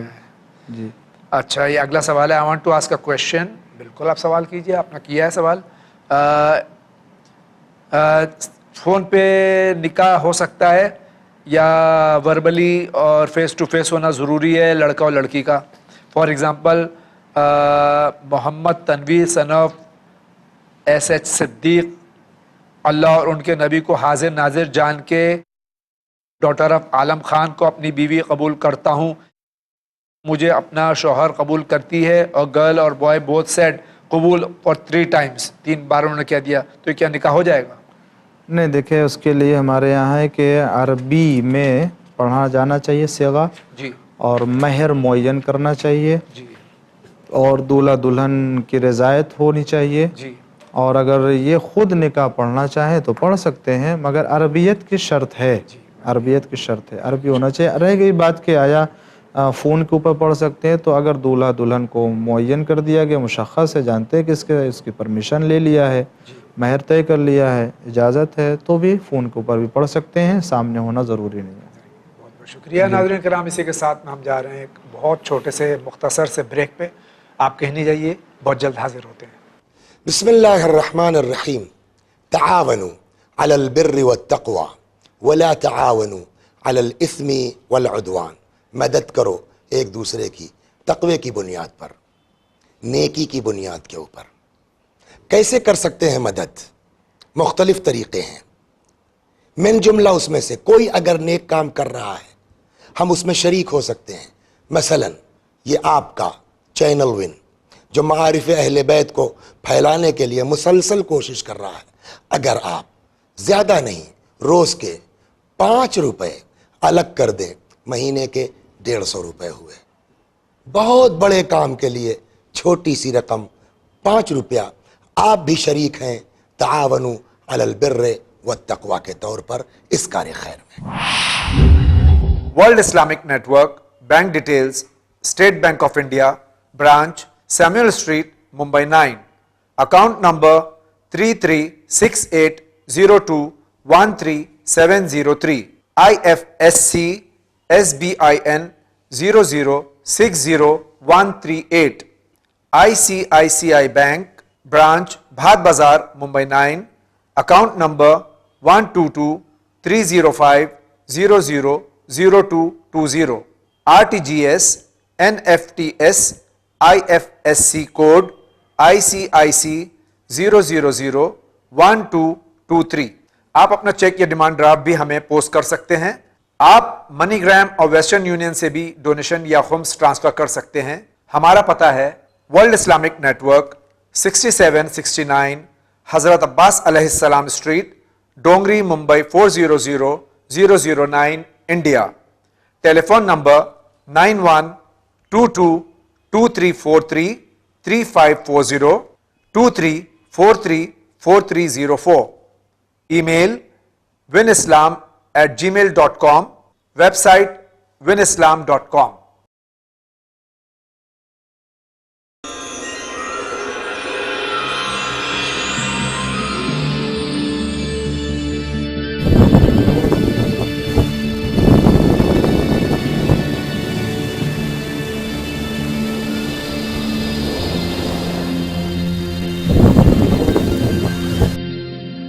بریک کے بعد ایک بار پھر آپ کی خدمت میں حاضر ہیں حجت الاسلام جناب مولانا محمد قیصر صاحب قبلہ تشریف فرمائے ہیں. مسلسل آپ کے سوالات ہیں. ایام اذاں ہیں، اس کا ہمیں احترام لازم طور سے رکھنا ہے. اور آج سے جو دن شروع ہو رہا ہے، یعنی کل کا دن، یہ ایام پیغمبر عظیم الشان اسلام حضرت محمد مصطفیٰ صلی اللہ علیہ وآلہ وسلم اور حضرت سبط اکبر امام حسن علیہ السلام کے ایام، خاص طور سے کیونکہ یہ ایام شہادت ہیں. 28 صفر المستر جو ہے یہ تاریخ ہے وفات حضرت پیغمبر اسلام کی اور شہادت حضرت امام حسن علیہ السلام کی. ہمیں مسلسل غم میں مبتلا رہنا ہے اور معرفت حاصل کرنی ہے اور اسی معرفت کے ساتھ عزاداری ادا کرنی ہے. آئیے اسی کے ساتھ ہم آگے بڑھتے ہیں، دیکھتے ہیں سوال کہاں سے ہے. السلام علیکم. وعلیکم السلام. میرا نام سید عامر ہے اور میرا سوال یہ کہ امام موسیٰ کاظم علیہ السلام کا قاتل کون ہے؟ بس ایک ہی سوال ہے. یہ عامر صاحب فرما رہے ہیں کہ حضرت موسیٰ بن جعفر علیہ السلام کے قاتل ملعون کا نام کیا تھا؟ اس امام علیہ السلام کے قاتل کا نام ہارون خلیفہ عباسی، جی، ہارون ملعون ہے. جی آگے بڑھتے ہیں. السلام علیکم مولانا صاحب کو. میں مولانا صاحب سے جاننا چاہتی ہوں کہ امی کا انتقال ہو گیا ہے، کیا ان کا 10واں اور 40واں 20واں ان کا فاتحہ میں کرا سکتی ہوں؟ مولانا صاحب سے میں گزارش کرتی ہوں کہ تھوڑی جانکاری. اور میرا ایک سوال ہے کہ فاطمہ کا وہ 10 بیوی کی میں کہانی تھی اور مجھے سنانے والا نہیں ہے، کیا اور کوئی طریقہ ہے ان کا فاتحہ کرانے کا؟ السلام علیکم. یہ ہماری بہن ان کے دو سوال ہیں. غالباً ایام ازاں میں یہ پوچھ رہی ہیں کہ جو فاتحہ ہوتی ہے ہمارے یہاں جو دستور ہے عرف میں 10واں 20واں 30واں 40واں جو بھی ہوتا ہے عرف میں ہمارے یہاں جو ہے یہ ایام ازاں میں کر سکتی ہیں. اور دوسرا سوال ان کا یہ ہے, پہلا بھی سوال کا جواب دیجیے انشاءاللہ. دیکھیں جی, پہلا سوال جہاں تک یہ ہے کہ ان کا والدہ کا انتقال ہو گیا, اللہ رحمت نازل کرے ان کے اوپر, جوار معصومین میں جگہ عنایت, تو ان کے ایصال ثواب کے لیے کوئی بھی انتظام کرنا چاہتی ہے کر سکتی ہیں, چاہے 10واں کے عنوان سے ہو یا 40ویں کے عنوان سے ہو یا 7 کے عنوان سے ہو. لیکن بہرحال ایک ادب ہے ہمارے یہاں کہ امام علیہ السلام کے چہلم ہو جانے سے پہلے چہلم نہیں کرتے ہیں.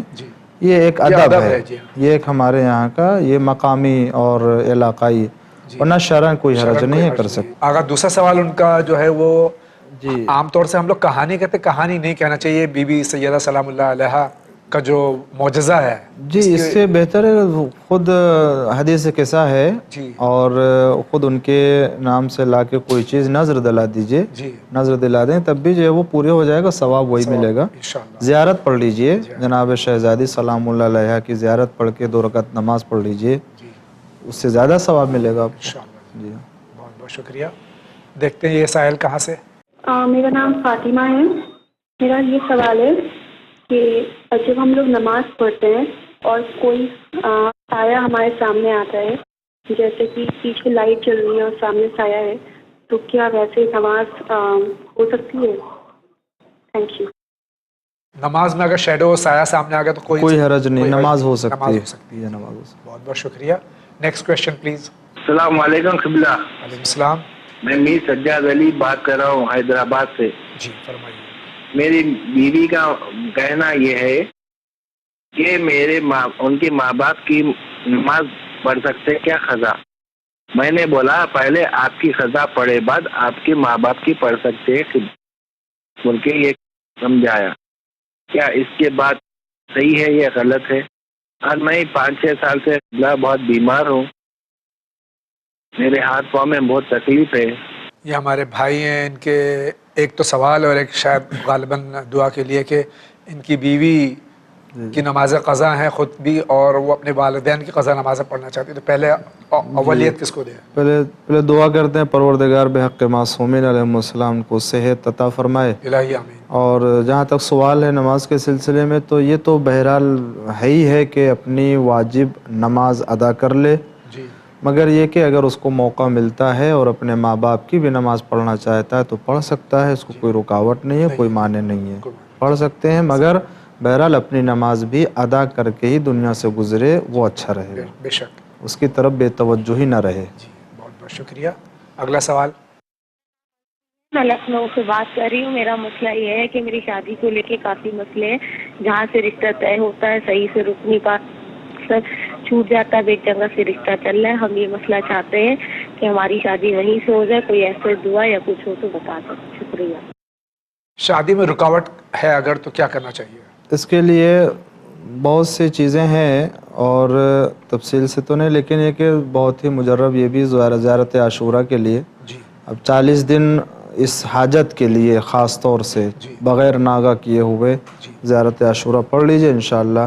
لیکن خواتین کے تو 8-10 دن ناغہ ہو جاتے تو اس میں کیا نائب بنا لے, نائب بنا دے, کوئی اور پڑھ دے. جی کوئی کسی کو نائب بنا لے, اور 40 دن مکمل ہو سکتا ہے. اللہ تعالیٰ کامیابی عطا فرمائے انشاءاللہ. Next question please. میرا سوال یہ ہے کہ حیض میں جنازے کو چھو سکتے ہیں یا نہیں؟ یہ ہماری بہن سوال کر رہی ہیں کہ حالت حیض میں جنازے کو ہاتھ لگا سکتے ہیں کہ نہیں؟ مکروہ ہے ان کے پاس جانا, کسی بھی میت کے پاس جانا مکروہ ہے. مکروہ ہے جی. اگلا سوال لیں. حسین حیدر رضوی فرام نیو دہلی. میرا سوال یہ ہے کہ جیسے محرم کے جو جلوس ہوتے ہیں اس میں سنجیدگی نہیں دیکھتا کہ کچھ لوگ جو ہیں وہ جو خاص نوجوان, حالانکہ اب تو بہت چینج ہو گیا معاشرہ اور کافی لوگ بہت نوجوان ہمارے بہت ہی متانت کا مظاہرہ کرتے ہیں, لیکن پھر بھی کچھ ایسے ہوتے ہیں جو ماتم تجاوز ہو دیتے ہیں اور اس میں سنجیدگی کم ہوتی ہے. تو اس کے بارے میں سوال کرنا چاہتا ہوں کہ ہمیں کس طرح کا جو ہے کس طرح پیش آئیں تو اس میں خاص طور سے کس طرح کا مظاہرہ کریں. ہمارے جلوس ہے اعضاء میں ہمارا کردار کیا ہونا چاہیے؟ جی دیکھیں، یہ تو سمجھنا چاہیے ہر ایک کو سمجھنا، اس لیے کہ جلوس نکالتے ہیں، علم لے کے چلتے ہیں، تو یہ ایک عبادت ہے، تو اس کو ایک عبادت سمجھ کے انجام دینا چاہیے۔ اور دوسری بات یہ ہے کہ ہم امام حسین علیہ السلام کے مقصد کو لوگوں کے سامنے عام کر رہے ہیں، روڈ پر آنے اور جلوس لے کے باہر نکلنے کا اور کوئی مقصد نہیں، ورنہ ہم اپنے گھر میں مجلس کرتے امام باڑے میں، وہ اجر ثواب ملتا ہے اور اللہ تعالیٰ اس سے راضی ہے، مگر ہم باہر آ کے بتانا چاہتے ہیں کہ امام حسین کربلا کے میدان میں کیوں آئے تھے، کیوں اتنی بڑی قربانی دی، یزید کون تھا، ہم ان کے مقصد کو عام کر رہے ہیں، تو پھر ہم کو اپنے عمل سے بھی یہی بتانا چاہیے، تو ہم اپنے وجود سے بھی احترام ظاہر کریں جلوس کے لیے۔ خلاصہ یہ کہ ہم جب جلوس لے کے نکلیں، علم لے کے نکلیں، تو ایک احترام ظاہر ہونا چاہیے، ہنسی مذاق نہ ہو، سوگواری ہو، نہ محرموں اور محرموں کے درمیان فاصلہ ہو، اسی طریقے سے گناہ نہ ہو، یہ سب چیزیں جو ہے وہ ان کا احترام کریں گے، تو چونکہ عبادت ہے تو ہم کو اسی لحاظ سے اس کے احترام کے ساتھ جو جلوس لے کے نکلنا چاہیے کہ ہم یہ پیغام مثبت لوگوں کو پہنچائیں، ورنہ اگر ہم اس کے ذریعے سے کسی طرح کے کوئی الزام جلوس کے ذریعے سے آ جائے تو پھر ہمارے اس جلوس میں اور دیگر طرح کے جلوس میں فرق کیا رہ جائے گا۔ لہذا نوجوانوں کو، بچوں کو، اسی طریقے سے بزرگوں کو بھی اس کی طرف توجہ دلاتے رہنا چاہیے تاکہ یہ وقار جو اس کا جلوس کا ہے وہ قائم رہے، محفوظ رہے۔ بہت بہت شکریہ۔ Next question please. السلام علیکم، میں اسد نقوی بول رہا ہوں بریلی سے۔ میرا سوال یہ ہے کہ جیسا کہ آپ سب لوگ جانتے ہیں کہ جانور اگر جیسے مرغ ہے کسی غلیظ چیز میں چونچ ڈال دے تو ہم اس کو 12 گھنٹے تک نہیں حلال کر سکتے، اسی طرح بکرا ہے اور بھینس ہے، الگ وہ غلیظ چیز میں منہ ڈال دے تو ہم حلال نہیں کر سکتے۔ اب ہمارے یہاں قربانی کا مسئلہ یہ ہے کہ ہم لوگ آنڈو بکرا کا قربانی کرتے ہیں۔ میں نے اور تمام لوگوں نے بھی دیکھا ہے، میں نے خود دیکھا کہ وہ اپنا پیشاب پیتا ہے، اور پیشاب پینے کے بعد اگلے دن مان لیجیے ہم نے اس کی قربانی کر دی، تو قربانی کیا وہ ٹھیک ہوگی؟ دوسری بات یہ ہے کہ اس کے گوشت میں سے عجیب طریقے کی اسمیل نکلتی ہے، جو میں سمجھتا ہوں 70-80% جو ہم لوگ شیعہ حضرات ہیں اس کو نہیں کھا پاتے ہیں، اور کراہیت محسوس ہوتی ہے۔ اور اس کے علاوہ میں بھی ابھی پچھلے سال حج میں گیا تھا، تو وہاں جو ہم لوگ قربانی کراتے ہیں تو زیادہ تر سارے خصی بکرے ہی ہوتے ہیں، قربانی اس پہ ہوتی ہے، تو اگر ہم خصی بکرے پہ قربانی کرنے لگیں تو اس میں کیا حرج ہے؟ کیوں حج میں تمام خصی بکرے آتے ہیں اور اس میں قربانی کی جاتی ہے؟ اس مسئلے پہ ذرا بتائیں اور مجھے بتائیں۔ خدا حافظ۔ اب انشاءاللہ 10 مہینے بعد پھر یہ موقع آئے گا کہ قربانی جو عید الاضحیٰ میں کرتے ہیں اس سلسلے میں، یہ بکرے کے سلسلے میں دیکھیں یہ شرائط یہاں پر ہے اور قربانی کر سکتے ہیں، ایسی کوئی ممانعت نہیں ہے، خصی کے لیے بھی ہمارے یہاں اجازت دی گئی ہے۔ دوسری بات یہ ہے کہ جنہوں نے کہا کہ دیگر جانوروں کے لیے ہے استبرا جسے کہتے ہیں، اسے روک کے رکھا جاتا ہے، مرغی ہے، دوسرے جانور، تو اس کے لیے حکم ہے، لیکن اگر کوئی بڑا جانور ہے اور یہ ہے تو اس کے لیے یہ نہیں، وہ بھی اس کے لیے کہ اگر بہت زیادہ کھاتا ہے نجاست یا پیتا ہے تو اس کے لیے استبرا ہے، لیکن اگر ایک بار 2 بار پی لیا ہے تو خود اس کے اندر وہ استحالہ ہو جاتا ہے، اور یہ پانی فرض کر لیجئے نجس پانی پیا، نجس پانی پینے کے بعد اگر وہ پیشاب میں بدل جائے تو اس کا پیشاب نجس نہیں ہوگا، وہ پیشاب اس کا پاک ہو جاتا ہے، گرچہ پیا تھا نجس اس نے۔ اور دوسری بات یہ کہ پیشاب پاخانہ جو حلال جانور کا ہے وہ فضلہ اس کا پاک ہوتا ہے، نجس نہیں ہے، تو اگر وہ پی رہا گندی چیز ہے تو اس کے لیے استبرا نہیں رکھا گیا، اس کے لیے یہ سبب ہے۔ یہ ہمیں معلوم ہونا چاہیے کہ مسائل کیا ہیں، مسائل کیا ہیں، اس لیے ہمیں پتہ ہو کہ کیا ہے، نجس کیا ہے، توضیح مسائل بہت ضروری ہے، توضیح مسائل پڑھنا چاہیے، اور مراجع تقلید کی تقلید کرنا جو ہے بہت ضروری ہے، اور توضیح مسائل شریعت کے مسائل سے آگاہی ہوتی ہے ان سب چیزوں سے۔ آئیے اسی کے ساتھ آگے بڑھتے ہیں۔ میں سید خالد احمد بول رہا ہوں۔ میرا سوال یہ ہے کہ شیعہ اور خارجی میں فرق کیا ہے؟ شیعہ اور خارجی میں فرق کیا ہے؟ یہ کہہ رہے ہیں حلال اور حرام میں فرق کیا ہے، یعنی شیعہ اور خارجی میں فرق کیا ہے؟ شیعہ اور خارجی میں بہت زمین آسمان کا فرق ہے، حلال اور حرام جیسے حلال و حرام میں فرق ہے۔ آپ سے پوچھا جائے گا حلال کیا چیز ہے، حرام کیا چیز ہے، آپ بتائیں گے؟ بالکل واضح چیزوں میں سے۔ اسی طریقے سے شیعہ اور خارجی، شیعہ وہ ہے کہ جو اللہ، اس کے رسول اور اس کے بتائے ہوئے اوصیاء جانشین کے اوپر ایمان رکھتے ہیں، قیامت پہ ایمان رکھتے ہیں، حلال پیغمبر کو حلال جانتے ہیں، حرام پیغمبر کو حرام جانتے ہیں، اپنی طرف سے شریعت میں کسی طرح کی تبدیلی کو حرام جانتے ہیں، قیامت تک کی شریعت اور آخری پیغمبر ہونے کے عنوان سے پیغمبر کے اوپر ایمان رکھتے ہیں۔ خلاصہ یہ جو ہے یہ شیعت ہے۔ خارجی وہ ہے کہ جو اللہ کے اوپر بھی الزام لگاتے ہیں اور پیغمبر اسلام کے اوپر جو امیر المومنین اسلام کا انکار کرتے ہیں اور خروج کیا، بغاوت کیا انہوں نے، دیگر اسلام کے بہت سے شریعت کا مذاق اڑاتے ہیں جن کے یہاں جو ہے وہ تو آج ان کا وجود نہیں ہے، لیکن یہ کہ ان کے عقائد موجود ہے، لیکن وہ موجود ان کے عقائد کی پیروی کرنے والے جو ہے جس فرقے سے تعلق رکھتے ہیں یہ خارجیوں سے بدتر ہیں، مذاق انسانیت کا، قرآن کا، اسلام کا، پیغمبر اسلام کا، احکام کا، کس کا مذاق نہیں اڑایا اس طریقے کے یہ لوگ انہی کے نام سے جو لوگ رسول اللہ کے مزار کو اور گنبد خضرا کو شہید کرنے کی بات کرتے ہیں وہ خارجیوں سے بدتر ہیں، یہ خارجیوں سے بدتر ہیں یہ لوگ کے تو اللہ کی لعنت ہو ان سب پہ خدا یقیناً۔ بس مختصر یہ کہ شیعہ اور خارجی میں اتنا ہی فرق ہے جتنا حلال اور حرام میں فرق ہے۔ جی جی اسی کے ساتھ آگے بڑھتے ہیں۔ السلام علیکم۔ السلام۔ میرا نام محمد عاطف رضوی ہے، میں جونپور سے بول رہا ہوں۔ میرا سوال یہ ہے کہ میں نماز پڑھنا تو چاہتا ہوں، دل کرتا ہے نماز پڑھوں، لیکن کچھ نہ کچھ ایسے وجوہات آ جاتے ہیں اس وجہ سے نماز نہیں پڑھ پاتا، یا مطلب اس کو کہہ سکتے ہیں کہ آپ شیطان بہکا دیتا ہے۔ اور اگر نماز پڑھتا ہوں تو ایسے ٹائم پہ مطلب عجیب عجیب سے خیالات یا کام کو لے کے یا پھر دن بھر جو ہوا وہ خیالات آیا کرتے ہیں، تو ایسے ٹائم میں کچھ ایسی دعا بتائیں، کچھ ایسا طریقہ بتائیں جس سے ہمیں اس سے نجات مل سکے اور ہم پوری طرح سے کنسنٹریٹ ہو کے نماز پڑھ سکیں۔ تو اس کا مجھے حل بتائیں، مہربانی ہوگی، شکریہ۔ السلام علیکم۔ ہمارے بھائی کا سوال ہے نماز جو کہ ستون دین ہے، یہ اگر عمل قبول، نماز قبول دیکھیں ان کو احساس ہے نماز کی اہمیت کا اور پڑھنا بھی چاہتے ہیں اور پڑھتے بھی ہیں، مگر یہ کہ مشکل ہوتی ہے کبھی، لیکن یہ یاد رکھیں آپ کو توفیق ہوتی ہے نماز پڑھنے کی، مگر نماز سے منحرف ہو جاتے ہیں شیطان۔ جب آپ کو معلوم ہے کہ شیطان بہکا رہا ہے تو وہیں پر اپنے آپ کو مضبوطی سے قائم رکھیں اور یہ کہے کہ ہم شیطان کے راستے پر نہیں چلیں گے، نماز پڑھیں گے، یہ بہکا رہا ہے شیطان، آپ فوراً ہوشیار ہو جائیں، شیطان کے راستے کے اوپر کیوں چل رہے ہیں، آپ اس وقت اپنے آپ کو محکم کر کے مسجد پہنچائیے، مصلی بچھائیے، نماز پڑھیے۔ دوسری بات یہ کہ آپ کی اپنی زندگی میں دوسری وہ چیزیں کہ جو اہمیت رکھتی ہیں، بہت زیادہ اہمیت رکھتی ہے، آپ اس کی جگہ پر کم سے کم نماز کو قرار دیجئے کہ جس طریقے سے آپ اس کو اہمیت دیتے ہیں اور اس کو نہیں چھوڑتے ہیں، آپ ایک مرتبہ اتنی اہمیت آپ نماز کو بھی دے دیجئے، یقیناً آپ نماز کے قریب آ جائیں گے اور نماز پڑھ لیں۔ تیسری بات یہ ہے کہ اگر نماز پڑھنے میں بھی آپ کو طرح طرح کے خیالات آتے ہیں اور اس سے جو ہے نماز، تو آپ اس کو برا نہ سمجھیے، ٹھیک ہے یہ ایسا نہیں ہونا چاہیے، مگر یہ کہ آپ نماز اسی طرح سے شروع کیجئے، انشاءاللہ وہ بھی دور جس انداز سے بھی آپ پڑھ رہے ہیں پڑھیے۔ اللہ کی یہ بہت بڑی نیکی ہے کہ آپ کو نماز کے کنارے اور نماز کے پاس لے کے آ رہا ہے، ورنہ اگر یہ بھی نہیں ہوتا تو اللہ تعالیٰ جو ہے وہ کیا کرتا ہے، اس کے سامنے کیا جواب دیتے اب؟ تو اتنا اگر توفیق اللہ کی طرف سے ہے کہ آپ نماز پڑھنے کے لیے آمادہ ہوتے ہیں تو آپ خود کریں گے تو اللہ اور آگے بڑھائے گا۔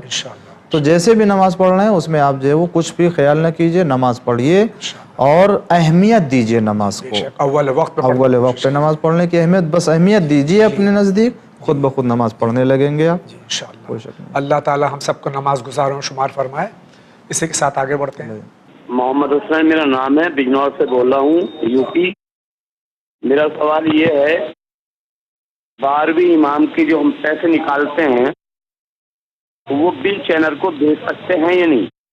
یہ بجنور یو پی سے ہمارے بھائی سوال کر رہے ہیں کہ جو حضرت حجت اجل اللہ تعالیٰ فرج شریف کا صدقہ وغیرہ نکالتے ہیں، یہ چینل بھی ان کو دے سکتے ہیں؟ دے سکتے ہیں، آپ بھیج سکتے ہیں، یہ چینل امام زمانہ علیہ السلام کے نام کا صدقہ ہے، دے سکتے ہیں آپ۔ اور بھی عطیات آپ دے سکتے ہیں، ظاہر ہے کہ عطیات اگر جتنے آپ کے زیادہ آئیں گے اتنا بہتر کارکردگی اس چینل کی ہوگی، اور ظاہر ہے کہ یہ پوری دنیا میں دین حقیقی کا اشاعت کا ذریعہ ہے یہ چینل۔ انشاءاللہ آپ کی مدد اور تعاون اگر آپ کرتے رہیں گے بہت بہت شکریہ، اسی سے آگے یہ کام بڑھے گا۔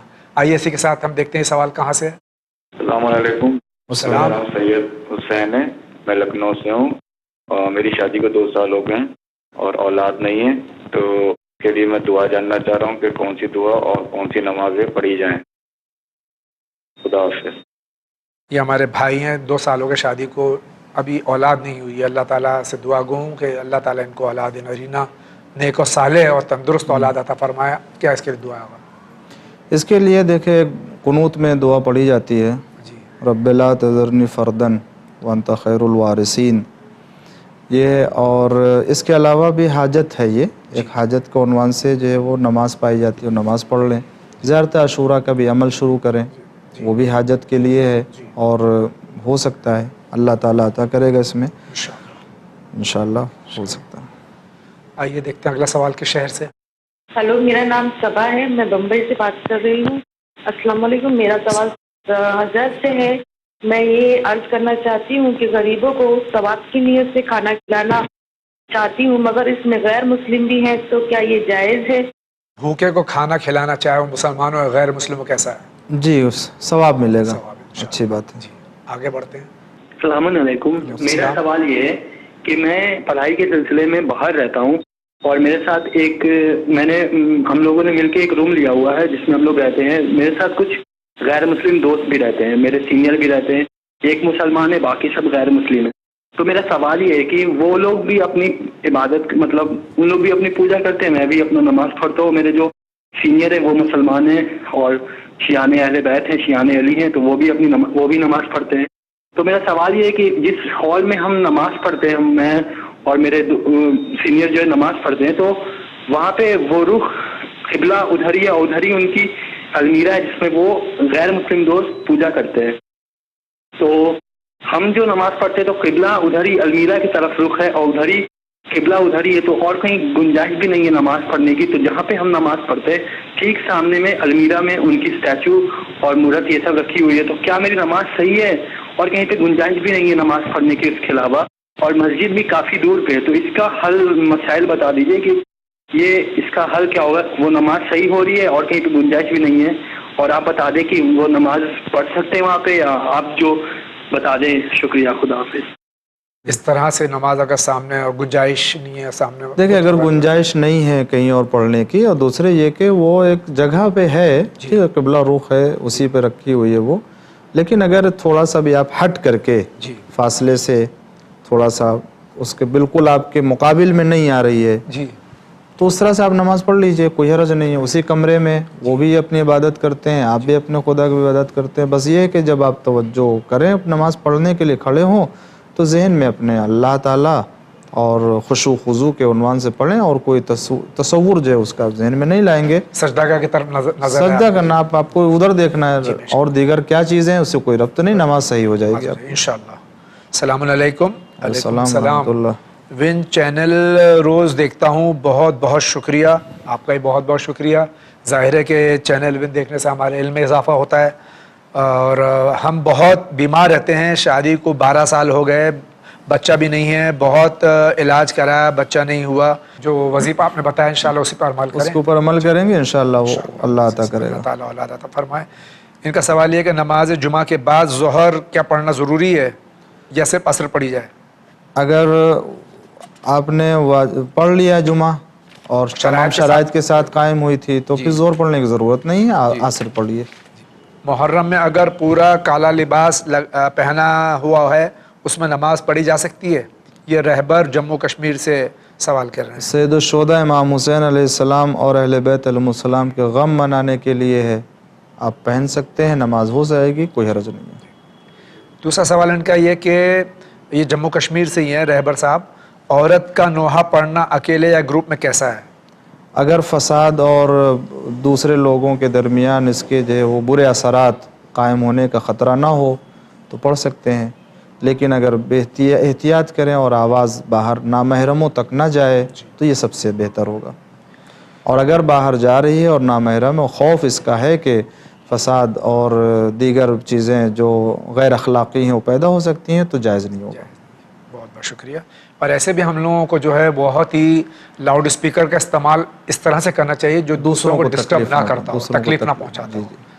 بہت بہت شکریہ. السلام علیکم. علیکم السلام جاوید بھائی, قبلہ و کعبہ مولانا صاحب. علیکم السلام ورحمۃ اللہ وبرکاتہ. ان کا سوال ہے کہ چینل ون خواتین جو حجاب وغیرہ انٹرویو لیتی ہیں تو ان کا حجاب پورا ہوتا ہے؟ अल्हम्दुलिल्लाह। लेकिन क्या वो जो आँखों में काजल वगैरह इस्तेमाल करती हैं उसका इस्तेमाल सही है? क्या ये हिजाब में शुमार नहीं होता अगर काजल वगैरह लगाती हैं या आईब्रोज वगैरह अगर बनाती हैं? देखिए, दो चीज़ है इसके लिए। वो उतना हिस्सा खोलने की इजाज़त तो दी गई है। अब अगर कोई आराइश और ज़ीनत है तो उसकी नीयत क्या है? अगर नीयत दिखाना है, मकसद दूसरों को मुतवज्जे करना है, तो ये जायज़ नहीं होगा। और अगर कोई ऐसी नीयत नहीं है और मालूम है कि इसका कोई बुरा असर भी नहीं पड़ेगा, तो कोई हरज नहीं है, कर सकते हैं। अलबत्ता आपकी नीयत भी नहीं है और ऐसा भी नहीं, लेकिन खौफ है इस बात का कि लोग ज़्यादा उसकी तरफ मुतवज्जे होंगे, तो एहतियात करना चाहिए और उस पर ज़ीनत न करें कि दूसरों के लिए अपनी तरफ मुतवज्जे करने का ज़रिया न बने। बहुत बहुत शुक्रिया। अस्सलामु अलैकुम। अलैकुम सलाम। प्लीज़ कोई ऐसी वजह बता दें कि जिसके ज़रिए कर्ज़े लिए हों वो जल्द से जल्द अदा हो जाएं। सूरह वाक़या की तिलावत करें पाबंदी के साथ, नमाज के बाद, खुसूसन नमाज मगरिब के बाद, तो इंशाअल्लाह ताला अदा करे। कोशिश करे लेकिन ख़ुद भी उसको अदा करने की मेहनत करे ताकि जो अल्लाह उसे अदा। इंशाअल्लाह। ये मुंबई में रहते हैं। अस्सलामु अलैकुम। अलैकुम सलाम। इनका नाम शाजिया है। मैं शादीशुदा हूँ और मेरे दिवास हो चुका है, पर हम एक लड़के से शादी करना, डाइवोर्स हो चुका है, यहाँ गलत लिखा है, इनका तलाक हो चुका है और वो एक लड़के से शादी करना चाहती हैं अभी, और वो अहले ईमान है, तो हम क्या करें? क्या अपनी ज़िंदगी आगे बढ़ा सकते हैं? देखें, अगर तलाक हो चुका और अहले ईमान से क्या ताल्लुक है? और इद्दा भी आपने रख लिया है और उसके बाद आपका हम कुफो है जी, और मुसलमान होना चाहिए जी, और दीगर तमाम शराइत भी अगर हैं तो कर सकते हैं, कोई हर्ज नहीं है। अस्सलामु अलैकुम। अलैकुम सलाम। वालेकुम सलाम। कुछ लोग पूछते हैं कि इमाम हुसैन अलैहिस्सलाम ने वक्त रुखसत अपनी बहन ज़ैनब सलामुल्लाह अलैहा से फरमाया था कि मेरी शहादत के बाद नोहा मत करना, गिरेबान चाक मत करना, क्या ये सही है? जी, वसीयत फरमाई थी, मगर ये वसीयत तलकीन है सब्र की, कि सब्र कीजिएगा मेरे बात, क्योंकि मालूम है कि इतनी बड़ी शहादत और इतना बड़ा गम एक बहन के लिए कि जो बहन अपने भाई से इतनी मोहब्बत करती हो कि वो करबला भी इसीलिए आई और उनके सामने इतने सारे, तो यकीनन कि शहादत के बाद कितना बहन के ऊपर गम गुजरेगा। तो इमाम हुसैन अलैहिस्सलाम ने वसीयत फरमाई थी, ये सिर्फ़ इसलिए कि ताकि उनको सब्र की तलकीन कर सकें कि सब्र करना, वरना न रोने के लिए या गिरेबान चाक न करने के लिए ऐसे कोई मुमानियत शरअ में नहीं है। इसलिए कि इमाम सज्जाद अलैहिस्सलाम ने गिरिया किया है और 40 साल, कितने साल तक गिरिया करते रहे, जब भी खाना पानी आता गिरिया करते रहे। और इसके अलावा ख़ुद इमाम मासूमीन अलैहिस्सलाम में भी है कि अपने पिदर बुजुर्गवार के लिए उन्होंने सीना चाक किया है और लिबास उन्होंने गिरेबान को चाक किया है। गम में कर सकते हैं कोई रंद, तो ये अगर है तो सिर्फ हाँ किया जा सकता है। ये सिर्फ सब्र की तलकीन है कि सब्र करना। सवाल इनका ये है कि इमाम हसन अलैहिस्सलाम पे हमला किया गया था और उनको मदद की ज़रूरत थी, तो जनाब मुख्तार ने ऐसे रवैया क्यों इख्तियार किया कि जैसे वो जंग लड़ना ही नहीं चाहते और मदद करने से पीछे हटे रहे? ये सवाल बड़ा बेचैन कर रहा है, प्लीज़ इसका जवाब दें। मेरा सवाल ये है कि मौला हुसैन अलैहिस्सलाम ने आशूर के दिन ज़ोहर और असर की नमाज को अलग अलग पढ़ा था, तो हम एक वक्त में क्यों अदा करते हैं? ये दो सवालात हैं जी। एक सवाल जनाब मुख्तार के बारे में है और एक जो है वो नमाज के जमा करने के बारे में है। तो जनाब मुख्तार के बारे में जहाँ तक उनको मालूमात नहीं है, वो हकीकत ये है कि जनाब मुख्तार को और इसी तरीके से और भी शख्सियतों को इब्न ज़ियाद ने और उसके पहले जो है वो यजीद के जो गवर्नर थे, हाकिम थे, उन लोगों ने क़ैद कर लिया था और आप कैद खाने में थे। इमाम हुसैन अलैहिस्सलाम की मदद के लिए इसलिए नहीं आ सके, वो आज़ादी हुए हैं शहादत इमाम हुसैन अलैहिस्सलाम के बाद, वरना कैसे हो सकता है कि जनाब मुख्तार हों और इमाम हुसैन अलैहिस्सलाम करबला के मैदान में दुश्मनों के नरगे में रहें और न पहुँचे मदद के लिए? ऐसा नहीं है। अगर होते आज़ाद कि हर तरह से वो अपने को पहुँचाते। दूसरी बात यह कि नमाज को अलग अलग पढ़ा है तो पढ़ना चाहिए, अगर कोई पढ़ना चाहता है तो पढ़ सकता है, लेकिन ये कि हमारे शरीयत में देखें सब रिवायतों की बुनियाद पर और मासूमीन के अहकाम की बुनियाद पर फ़िक़्ह निकाले जाते हैं, अहकाम निकाले जाते हैं। امام حسین علیہ السلام نے الگ الگ نماز پڑھی ہے، تو اگر کوئی پڑھنا چاہتا ہے تو پڑھ سکتا ہے، مگر اس کے لیے واجب قرار نہیں دیا جا سکتا ہے کہ اسے الگ پڑھنا ہے۔ امام حسین علیہ السلام نے ایسا کیا ہے تو امام حسین علیہ السلام نے کیا ہے، مگر کس عنوان سے کیا ہے یہ چیز دیکھی جاتی ہے۔ آج ہمارے ہاں نماز کو جمع کر کے بھی پڑھنے کی اجازت ہے اور الگ الگ بھی پڑھنے کی، عذر قرآن حدیث پیغمبر ہے، یہ اس طریقے سے، اور پیغمبر اسلام نے بغیر کسی عذر کے نماز کو جمع، دونوں کتب میں موجود ہے، تمام موجود ہے، صحیح بخاری میں، احمد ابن حنبل میں بھی ہے، سب میں، کہ پیغمبر اسلام نے جمع کر کے بغیر کسی عذر کے پڑھا ہے، تو وہ عمل ہے، کوئی بحث ہی نہیں ہے۔ بہت بہت شکریہ۔ السلام علیکم۔ علیکم السلام۔ ان کا سوال یہ ہے کہ کیا سنی اور شیعہ قرآن الگ الگ ہوتے ہیں، اور اگر الگ الگ ہوتے ہیں تو ہم کو پہچاننا ہوتا ہے، کیسے پہچانیں؟ ہم کو معاف کریے گا کیونکہ ہم کو اردو نہیں آتی۔ میں آپ کا یہ چینل 12 محرم سے دیکھنا شروع میں نے کیا ہے، اور میری یہ خواہش ہے کہ پوری کر دیجئے کہ سنڈے کو آپ کسی بھی وقت 7 سے 9 بجے 7 سے 9 محرم تک کا ریپیٹ دکھا دیجئے، اور آپ کا یہ چینل ہمیشہ سلامت رہے۔ بہت بہت شکریہ۔ یہ ان کا سوال کہ کیا قرآن کے بارے میں قرآن مجید شیعہ اور سنی الگ الگ قرآن ہے؟ نہیں، دیکھیں یہ کسی جاہل اور نادان لوگوں نے، دشمن اسلام ہے کہ جنہوں نے کہا کہ شیعوں کا قرآن الگ ہے، سنیوں کا قرآن الگ ہے، حالانکہ ایسی کوئی حقیقت نہیں ہے برادر محترم کہ قرآن الگ الگ ہے۔ نہیں، ہمارا وہی قرآن ہے جو تمام مسلمانوں کا ہے، ہمارا اسی قرآن کے اوپر ایمان ہے کہ رسول اللہ کے اوپر اللہ تعالیٰ نے نازل کیا ہے، اور جو دفتی کے درمیان قرآن پایا جاتا ہے یہی پورا قرآن ہے۔ اس میں بسم اللہ کے سے لے کر کے اس میں کسی طرح کوئی تحریف نہیں ہے ہمارا اس کے اوپر، اور الگ نہیں ہے کوئی قرآن نہیں۔ اگر کسی کو یقین تو کسی بھی شیعہ کے گھر میں بغیر بتائے ہوئے چلا جائے، دیکھ لے اسے۔ بہت بہت شکریہ۔ یہ بھی بہت پرانا ایک الزام ہے، ظاہر الزام وہی لگاتا ہے جو کہ جس کے پاس کوئی دلیل نہیں ہوتی ہے۔ السلام علیکم۔ علیکم السلام۔ بہت خوش قسمت ہے ہم لوگ جو ون چینل ہم لوگوں کے بیچ ہے، بہت بہت شکریہ۔ اللہ آپ لوگوں کو ترقی عطا فرمائے، اللہ آپ سب کو بھی ترقی عطا فرمائے، جملہ مومنین و مومنات، مسلمین و مسلمات کو ترقی عطا فرمائے، اور ہم سب جو اسلام کے دامن سے وابستہ رہیں، اہل بیت کے دامن سے وابستہ رہیں۔ اسی کے ساتھ آگے بڑھتے ہیں۔ السلام علیکم۔ علیکم السلام۔ ان کا نام احمد جان ہے، میں کولکتہ سے ہوں۔ سورہ فاتحہ کون سے پارے میں ہے اور اس سے الگ سے کیوں دیا گیا ہے؟ آپ پلیز اس سوال کا جواب ضرور دیجیے۔ سورہ فاتحہ پہلے پارے میں ہے، اور اس کو سب سے شروع میں اور ابتدا میں قرار دیا ہے۔ اس کے معنی اور مفہوم کی بنیاد پر یہ ایک احترام ہے اس کے لیے کہ سورہ حمد کو بہت زیادہ اہمیت حاصل ہے تمام سوروں میں، اور سب مثانی اسی لیے اس کو کہا گیا ہے، 2 مرتبہ کا نزول ہے اس کے لیے۔ اور اسی طریقے سے دعا بھی جو اس میں ہے وہ دعا بھی بہت ہی اپنے اعتبار سے منفرد ہے، اور نماز میں اس دعا کو قرار دی، اس نماز میں اس سورہ کو قرار دیا گیا ہے کہ بغیر سورہ حمد کے کوئی نماز نہیں ہے، اس لیے ورنہ کوئی خاص وجہ اس کے مقدم کرنے کی نہیں ہے۔ اگر ہے تو اللہ تعالیٰ بہتر، اللہ تعالیٰ کا بشا جانتا ہے اس کو۔ السلام علیکم۔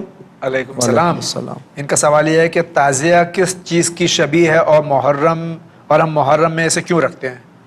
تعزیہ امام حسین علیہ السلام کے روضے کی شبیہ ہے، اور چونکہ انسان وہاں نہیں جا سکتا، نہیں بنا سکتا اس طرح سے، تو اس نے اپنے یہاں اس کے ایک نقل کی ہے، اور زری کی گویا وہ ایک شبیہ ہے امام حسین علیہ السلام کے روضے کی، شہدائے کربلا کی، اس طرح سے کہہ لیجئے، اور کوئی چیز نہیں ہے۔ اس کا احترام کرتے ہیں اور اس کے لیے ہم عزاداری کرتے ہیں۔ السلام علیکم۔ علیکم السلام۔ پلیز کوئی دعا بتائیے، ایگزام میں کامیابی کے لیے۔ صابرین فاطمہ سری نگر سے سوال کر رہی ہیں۔ دعا مختلف دعائیں ہیں، دعائے فرج پڑھیں، دعائے اللہم کل ولیک الحجۃ ابن الحسن، آپ امتحان شروع کرنے سے پہلے یہ دعا پڑھ لیا کریں، انشاءاللہ کامیابی ملے گی اس کے لیے۔ اور پوری کوشش کریں، محنت کریں اپنی محنت تو اپنے ہاتھ سے کرنے میں۔ السلام علیکم۔ علیکم السلام۔ ان کا سوال یہ ہے کہ اگر کسی کی بیوی اپنے شوہر کی صرف نافرمانی کر رہی ہے اور شوہر اسے سمجھا کر ہار چکا ہے، اور اتنی نافرمانی کہ حرام کو بھی غلط نہ سمجھے، ایسی صورت حال میں کیا کرنا چاہیے؟ کیا اسے مزید سمجھایا جائے یا پھر اسے اس کے حال پر چھوڑ دیا جائے؟ बुज़ुर्गों के दरमियान मसले को रखना चाहिए और मकामी आलिम दीन के पास ले जाकर के इस मसले को पेश करें। ये एक तरफ की बात है, दोनों तरफ की बात जब तक न सुन ली जाए तब तक फैसला नहीं कर सकते। बेहतरीन आपने बताया कि मुकामी आलिम दीन के पास जाएं वहाँ इंशाअल्लाह। सलाम अलैकुम। अलैकुम सलाम। हमारे सारी फिनेंशियल प्रॉब्लम्स, कर्जा कैसे ख़त्म हो और जो भी काम शुरू करते हैं वो काम होता नहीं, इसका कोई सल्यूशन बताइए। ये अब्बास काज़मी मुंबई सवाल कर अभी आपने इसका हल हो गया, बताया कई मरतबा आए जी, इसको आप देखिए इंशाअल्लाह इसका जवाब दिया जा चुका है। अस्सलाम वालेकुम। अलैकुम सलाम। इनका सवाल ये कि मैं सऊदी में ड्राइवर हूँ कि मेरे से वो 10 मुहर्रम को मेरे से काम करवाते हैं, तो मैं क्या करूँ? मोहम्मद नौशाद का सवाल है जी। अगर वो काम कराते हैं और आप नहीं उस दिन छुट्टी कर सकते तो उस दिन की तनख्वाह इमाम हुसैन अलैहिस्सलाम के मजलिस और अज़ादारी में और किसी गरीब को जो इमाम हुसैन से मोहब्बत करता है उसी पर खर्च कर दीजिए। सलाम अलैकुम। अलैकुम सलाम। क्या लेडीज़ को सॉक्स पहनना वाजिब है? अपने बदन की नुमाइश हराम है और हर एतबार से उसको अपने बदन को छिपाना चाहिए, वो चाहे जिस चीज़ से हो। शुक्रिया। हम इसी के साथ फिर एक बार टेलीफोन की तरफ रुजू करते हैं, देखते हैं कि शहर के बारे में। सलाम अलैकुम। मेरा नाम यावर इमाम है, मैं न्यू दिल्ली से बोल रहा हूँ। तो पहले भी मैंने व्हाट्सएप के ज़रिए अपना एक क्वेश्चन भेजा था, लेकिन शायद मैं पूरी तरह से वाज़ेह नहीं कर पाया था उसमें अपने क्वेश्चन को। मेरा सवाल ये था कि मैं जिस जगह जॉब करता हूँ उसमें मैं तयम्मुम से नमाज़ पढ़ता हूँ। वजह उसकी ये है, मैंने बताया भी था उसमें कि या तो पानी मौजूद है टॉयलेट में या फिर पेंट्री में। कुछ ऑफिस के मसले के तहत पेंट्री में पानी का यूज़ करना पे पाबंदी हो गई थी कि वहाँ पे कुल्ली ना करें और हाथ वगैरह ना धोएं। और टॉयलेट में मैं इसलिए नहीं वज़ू करता हूँ क्योंकि वहाँ पे थोड़ी सी कराहियत भी आती है और दूसरी चीज़ ये कि पाकीज़गी का भी ख्याल रखना पड़ता है, क्योंकि अगर मैं वज़ू वहाँ पे करता हूँ तो मुझे वहाँ जूते भी उतारने पड़ेंगे मसा करने के लिए और फिर उन्हीं गीले हाथों से दरवाज़ा और दूसरी चीज़ों को छूना पड़ता है। तो इस वजह से मैं तयम्मुम के ज़रिए वहाँ पे नमाज अदा करता हूँ। तो इस पर थोड़ी सी रोशनी डालें कि क्या मैं सही हूँ या गलत हूँ। अस्सलाम वालेकुम रहमतुल्लाह। इतनी मजबूरी नहीं, देखिए ये मजबूरी नहीं है जी, और तयम्मुम करके नमाज नहीं पढ़ना चाहिए। देखिए 2-3 रास्ते हैं आपके लिए, ठीक है वहाँ पर आप वज़ू नहीं कर सकते हैं। अगर आप टाइम ने मुझे नहीं मालूम कब आते हैं, आप घर से वज़ू करके, पहली बार तो घर से वज़ू करके आ सकते हैं। आपको वज़ू अगर बाकी रह सकता है आप नमाज़ पढ़ लीजिए वो वाले टाइम। दूसरी बात यह है कि आप वाजिब वज़ू कीजिए, ना मुस्तहब भी शामिल कीजिए। इसके लिए 3 चुल्लू पानी चाहिए। आप चेहरे के ऊपर पानी डालिए और दाहिना हाथ धुलिए, बायां हाथ धुलिए, मसा कर लीजिए। 3 चुल्लू पानी के लिए आप कहीं पर भी किसी भी इलाके में बाहर निकल के किसी जगह, या आप कपड़ा लेके जाइए, आप तौलिया रख लीजिए, छोटे से तौलिया रख लीजिए, उसी के ऊपर चेहरा धुल लीजिए एक चुल्लू से, और उसके बाद जो है वो हाथ धुल लीजिए, आपका वज़ू हो जाएगा। तीसरी बात यह कि अगर मौका आपको टॉयलेट में भी मिल रहा है तो आपको अगर नहीं मालूम है कि नजिस है, तो यकीन होना चाहिए नजिस है ना। अगर आप एहतिमाल दे रहे हैं तो एहतिमाल की वजह से तो नहीं। आप अगर वहाँ भी बच सकते हैं नजासत से, वो कर सकते तो वहाँ कर लीजिए। 3 चुल्लू का पानी वज़ू, वाजिब वज़ू। और उसके बाद जो है वो आप अपना हाथ खुश कर लीजिए, रुमाल है, कपड़ा है, उसके बाद दरवाज़ा खोलिए, नजिस नहीं होगा। रुमाल से आप रुमाल से खोल लीजिए इस तरह से। रुमाल नजिस होगा। हाँ, खुलासा ये कि इन सब तमाम तरीक़ों से बचा जा सकता है। आप वज़ू करके नमाज पढ़ें। बहुत बहुत शुक्रिया। अगला सवाल लेते हैं। मैं पूना से बोल रही हूँ। जुमे की नमाज में जायज़ है? सवाल मेरा है, लो अल्लाह अलहम्दु और सुब्हानकल्लाहुम्मा लौज रब्बिल फलक से क्या नमाज जायज़ है? अगर इससे ज़्यादा पूरे ना आता हो जैसे नमाज पढ़ सकते? ये हमारी बहन के 2 सवाल हैं कि जुमे की नमाज क्या औरत पे फ़र्ज़ है, ख़वातीन पे फ़र्ज़ है? नहीं, ये जुमे की नमाज तो मर्दों के लिए भी वाजिब आइनी नहीं है जी, उनके लिए भी नहीं है। अलबत्ता अगर वहाँ पर्दे वगैरह का जगह का एहतमाम है, किया गया है, तो हाजिर होने में कोई हरज नहीं है। دوسری سوال ان کا کچھ سورہ یاد ہے؟ کچھ سورہ یاد ہے نماز کے لیے، تو اس میں دیکھیں جن سوروں کا ذکر کیا ہے وہ سورہ آتی ہے مکمل، تو آپ اس کو نماز میں پڑھ سکتے ہیں، آپ کی نماز ہو جائے گی، ضروری نہیں اور دیگر سوروں کو بھی شامل کریں، مکمل سورہ ہونا چاہیے، مکمل سورہ ہونا چاہیے جی۔ سورہ حمد کے بعد میں دوسرا سورہ حمد میں جو بھی سورہ پڑھ لیں جو ذکر کیا جی، اس کا آگے بڑھتے ہیں۔ ہلو، السلام علیکم ورحمۃ اللہ۔ السلام ورحمۃ اللہ۔ ہم افغانستان سے یہاں انڈیا کا آ رہی ہوں، یہاں ہماری پیر میں آپریشن ہو گیا ہے، ہم جناب عالی سے پوچھنا چاہتا ہوں کہ یہاں ہم وضو نہیں کر سکتے، اس گھر سے کام زندگی کر رہا ہوں، یہاں اس طرح خاک بھی نہیں ہے، ہم تیمم کروں، میں پوچھنا چاہتا ہوں کہ ہم کیا کروں، کس طرح تیمم کروں؟ شکریہ، مہربانی۔ پہلے تو اللہ تعالیٰ آپ کو صحت کاملہ اور عاجلہ عطا فرمائے، ان کی مجبوری ہے، یہ وضو نہیں کر پاتے ہیں، زخم ہے۔ دیکھیں اگر واقعاً تمام شرائط ہیں اور وضو نہیں کر سکتے ہیں، مثلاً پیر جیسے بتایا تو پیر فریکچر، تو دیکھیں اس طرح سے وضو تو کوئی اگر پانی دے کرا سکتا ہے تو کر سکتے ہیں، کوئی حرج نہیں ہے۔ اگر پیر کے اوپر جہاں مسح کرنا ہے وہاں اگر کوئی پٹی ہے تو آپ اس کے اوپر ہاتھ جو ہے وہ چلا سکتے ہیں مسح کے لیے، تو آپ کا وضو ہو جائے گا مکمل۔ لیکن اگر تمام شرائط ہیں کہ بھائی نہیں کر سکتے، کسی بھی طریقے سے پریشانی ہے، وضو نہیں ہے، تو تیمم جیسا کہتے ہیں کہ کیسے کرنا چاہیے، تو تیمم پاک مٹی کے اوپر گرد و غبار ہے یا ایسے پتھر ہے ان کے اوپر جو ہے نیت کرے کہ میں وضو کے بدلے تیمم کرتا ہوں، قربتاً اللہ، دونوں ہتھیلیوں کو اس پتھر کے اوپر یا جس چیز کے اوپر جائز ہے ہاتھوں کو مارے، اور اس کے بعد دونوں ہاتھوں کو جوڑ کر کے پیشانی کے اوپر ہاتھ رکھے، ایسے جہاں بال اگتا ہے وہاں رکھے، اور اس کے بعد اس کو نیچے کی طرف ناک کی بلندی تک کھینچتا ہوا لائے۔ اس کے بعد جو ہے وہ اپنے جو ہے وہ داہنے ہاتھ کا جو ہے وہ مسح کرے دونوں کو ایسے اس طرح سے، اور اس طرح سے گھٹے سے لے کے آخر تک یہ اس کا تیمم ہو جائے گا۔ اور بہتر یہ ہے کہ اگر وضو غسل کے بدلے تو بتایا کہ 2 ضرب سے 1 مرتبہ اور مارے، اور ہاتھ کا جو مسح کر رہا ہے وہ دوسرے مرتبہ کے ضرب سے ہونا چاہیے۔ بہت بہت شکریہ، آگے بڑھتے ہیں۔ السلام علیکم، السلام۔ میرا نام عثمان شادی ہے، میں مظفر بول رہی ہوں۔ میرا سوال یہ ہے کہ اگر اولاد نہ ہو رہی ہو تو کون سی دعا پڑھنی چاہیے؟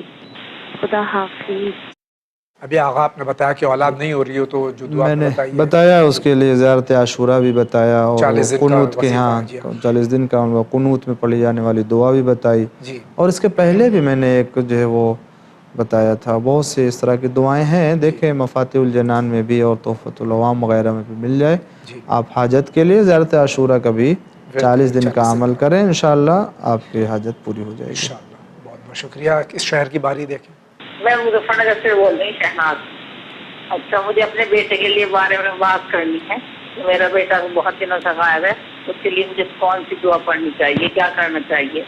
یہ مظفر نگر سے ہماری بہن سوال کریں، ان کا بیٹا گھر سے غائب ہے، اللہ تعالیٰ جلد سے جلد اللہ تعالیٰ ان کو جلد سے حاضر کر دے اور حفاظت میں رکھے جہاں بھی ہو۔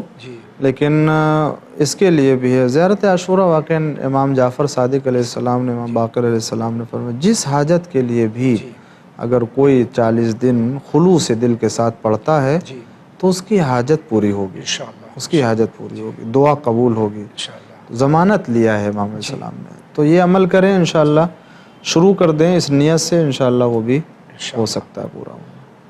آئیے آگے بڑھتے ہیں۔ السلام علیکم، میرا نام ہے ہم عباس بول رہے ہیں پٹنہ سے۔ ہمارا سوال یہ تھا کیا ہم ہاتھ پہ ٹیٹو کروا سکتے ہیں؟ یہ پٹنہ سوال ہے، ٹیٹو کے سلسلے میں بہت سوال آ رہے ہیں کہ ٹیٹو ہاتھ پیر پہ دیکھیں اس میں جو ہے وہ کوئی فائدہ نہیں ہے شرع کے، دیکھو کسی طرح کوئی اس کے تاکید نہیں ہے، حکم نہیں آیا، تو اس طرح کا کام کیوں کرے جس میں کوئی ہم کو فائدہ نہیں ملنے والا ہے، بلکہ نقصان ہو سکتا ہے۔ ٹیٹو کس چیز کا بنائیں گے آپ؟ معصومین کے نام کا بنائیں گے، بے احترامی ہو سکتی ہے اور دوسری چیزوں کا، تو یہ ایک مومن کی شان نہیں ہے کہ اس طرح کی چیزوں کو بدن کے اوپر ظاہر کرے۔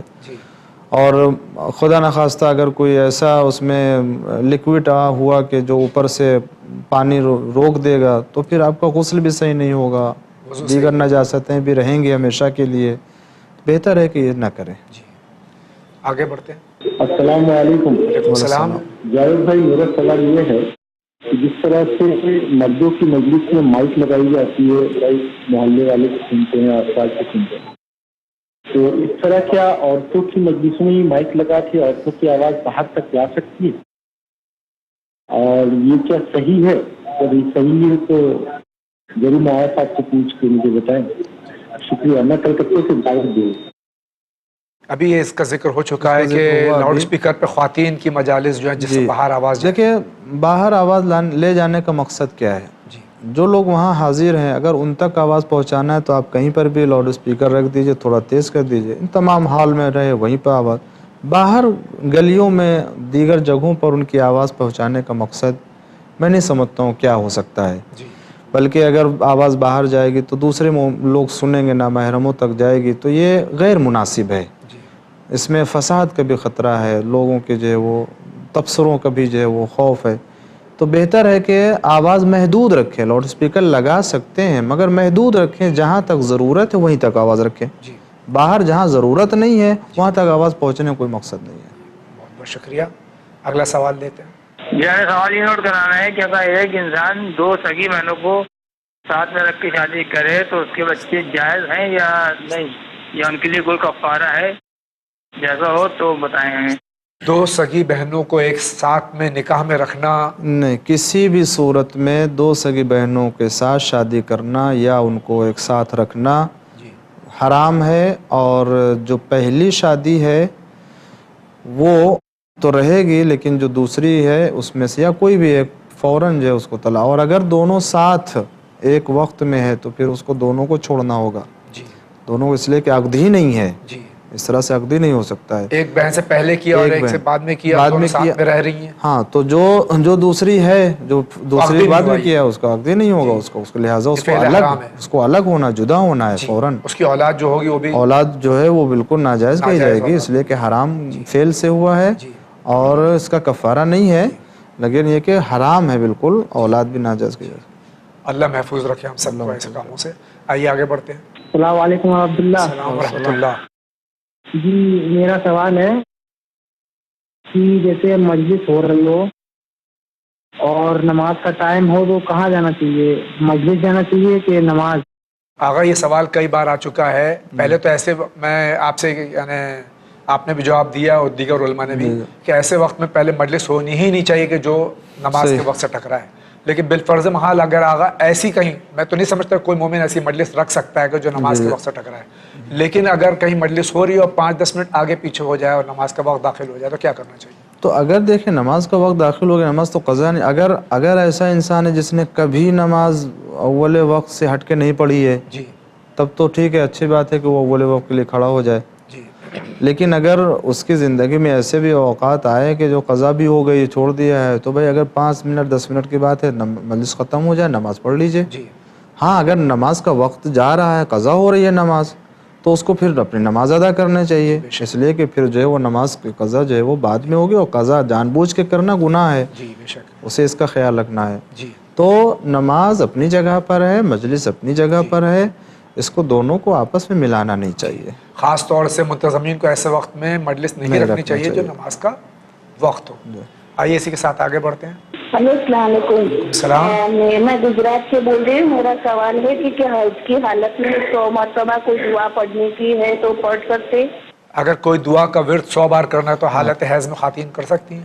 دیکھیں, اگر وقت ہے اور دوسرا بھی آپ اس میں پڑھنے کا موقع مل سکتا ہے تو آپ اس وقت کا انتخاب کیجئے تاکہ عالم طہارت میں ورد ہو سکے, ذکر ہو سکے. یوں اس عالم میں دعا کرنے اور ذکر کرنے کی تاکید کی گئی ہے. ایسا نہیں ہے کہ مثلا مستحب ہے اس کے لیے کہ نماز کا وقت داخل ہو تو اتنی دیر بیٹھے اور ذکر خدا کرے, اور ذکر خدا کرنے میں کوئی حرج نہیں ہے. لیکن اگر مخصوص کوئی ذکر ہے جس سے ہم کوئی فائدہ اٹھانا چاہتے ہیں تو عالم طہارت میں کرو, زیادہ بہتر. بہت بہت شکریہ.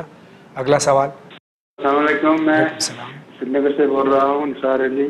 میں مولانا صاحب سے سوال کرتا ہوں کہ اگر جو حضرت حسین علیہ السلام کا نیاز ہوتا ہے وہ ہم کس کس کو دے سکتے ہیں؟ والسلام. ان کا سوال جو ہے نظر کا پیسہ. جی, نظر کا پیسہ. جی, نظر کا پیسہ ہے. اب اب تمام وہ جو دین کے کام میں آتا ہے، دین کے خدمت ہو رہی ہے، وہاں آپ دے سکتے ہیں۔ امام حسین علیہ السلام، اہل بیت علیہ السلام خوش ہوں گے، ان کا کام ہو رہا ہے، آپ وہاں دے سکتے ہیں۔ آپ چینل ون میں بھی دے سکتے ہیں۔ آئیے آگے بڑھتے ہیں۔ السلام علیکم۔ السلام جی، ہمارا نام فاطمہ ہے، ہم بامبے سے بول رہے ہیں۔ ہمارا سوال یہ ہے مولانا سے کہ عامہ معصومین کا جب مجلسوں میں یا ویسے بھی فضائلوں میں یا کسی اور طریقے سے جب نام آتا ہے یا رسول خدا کا جب نام آتا ہے تو ہم با احترام فوراً درود السلام بھیجتے ہیں، یہاں تک کہ عامہ طاہرین کا نام آتا ہے یا جناب ابو طالب کا آتا ہے یا جناب خدیجہ آتا ہے تو ہم فوراً با احترام درود بھیجتے ہیں۔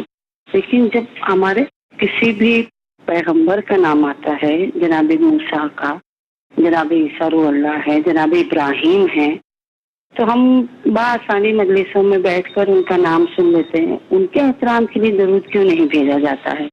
یا ہمارے جو ذاکر ہیں جو وہ پڑھتے ہیں منبر سے، تو جب ان کے نام آتے ہیں، کافی محترم نام ہے یہ بھی، جناب ابراہیم ہے، جناب موسیٰ کلیم اللہ ہے، عیسیٰ روح اللہ ہے، جن پہ کتابیں نازل ہوئی ہیں، تو جب ان کا نام آتا ہے تو ان کے نام پر ہم درود السلام کیوں نہیں بھیجتے؟ بس اسی سوال کا ہم کو مولانا سے تھوڑا جواب چاہیے ہے۔ شکریہ، خدا حافظ۔ معصومین علیہ الصلوۃ والسلام کا جب نام آتا ہے تو ہم صلوات بھیجتے ہیں۔ دیکھیں، اس سلسلے میں یہ بات میں عرض کروں کہ احترام کرنا ایک دوسری چیز ہے اور درود بھیجنا ایک دوسری چیز ہے۔ خداوند عالم نے خاص طور سے پیغمبر کے لیے حکم دیا ہے مومنین کو کہ ان کے اوپر درود بھیجیے۔ قرآن میں آیت موجود ہے، ان اللہ بسم اللہ الرحمن الرحیم ان اللہ و ملائکتہ یصلون علی النبی یا ایھا الذین آمنوا، اے ایمان والو صلو علیہ وسلم تسلیما، ان کے اوپر درود بھیجو۔ تو یہ پیغمبر کے لیے اگر بات ہے، خاص طور سے اللہ کا حکم ہے بھیجنے کے لیے۔ پیغمبر نے خود ارشاد فرمایا کہ اگر کوئی ہم پر درود بھیجے اور ہماری آل پر درود نہ بھیجے تو وہ ناقص درود ہے، وہ ناقص ہے۔ تو اس لیے آل کو شامل کرتے ہیں، پیغمبر کی آل کو شامل کیا۔ تو جب پیغمبر اور آل پیغمبر کا حکم آتا ہے تو نام آتا ہے تو ہم ان کو درود میں اس لیے شامل کرتے ہیں کہ حکم قرآن ہے اور پیغمبر کا حکم ہے، اس لیے ان کو یہ چیز ہے۔ دوسری بات، اگر ہم اب دیگر انبیاء کو اگر ہم شامل کرتے ہیں درود میں تو اس درود میں تو صرف پیغمبر اسلام صلی اللہ علیہ وسلم اور آل پیغمبر کے اوپر درود کا ذکر ہوتا ہے۔ فرض کر لیجئے جناب عیسیٰ کا نام آتا ہے تو اگر درود پڑھتے ہیں تو جناب عیسیٰ کا تعلق درود سے کیا ہوگا؟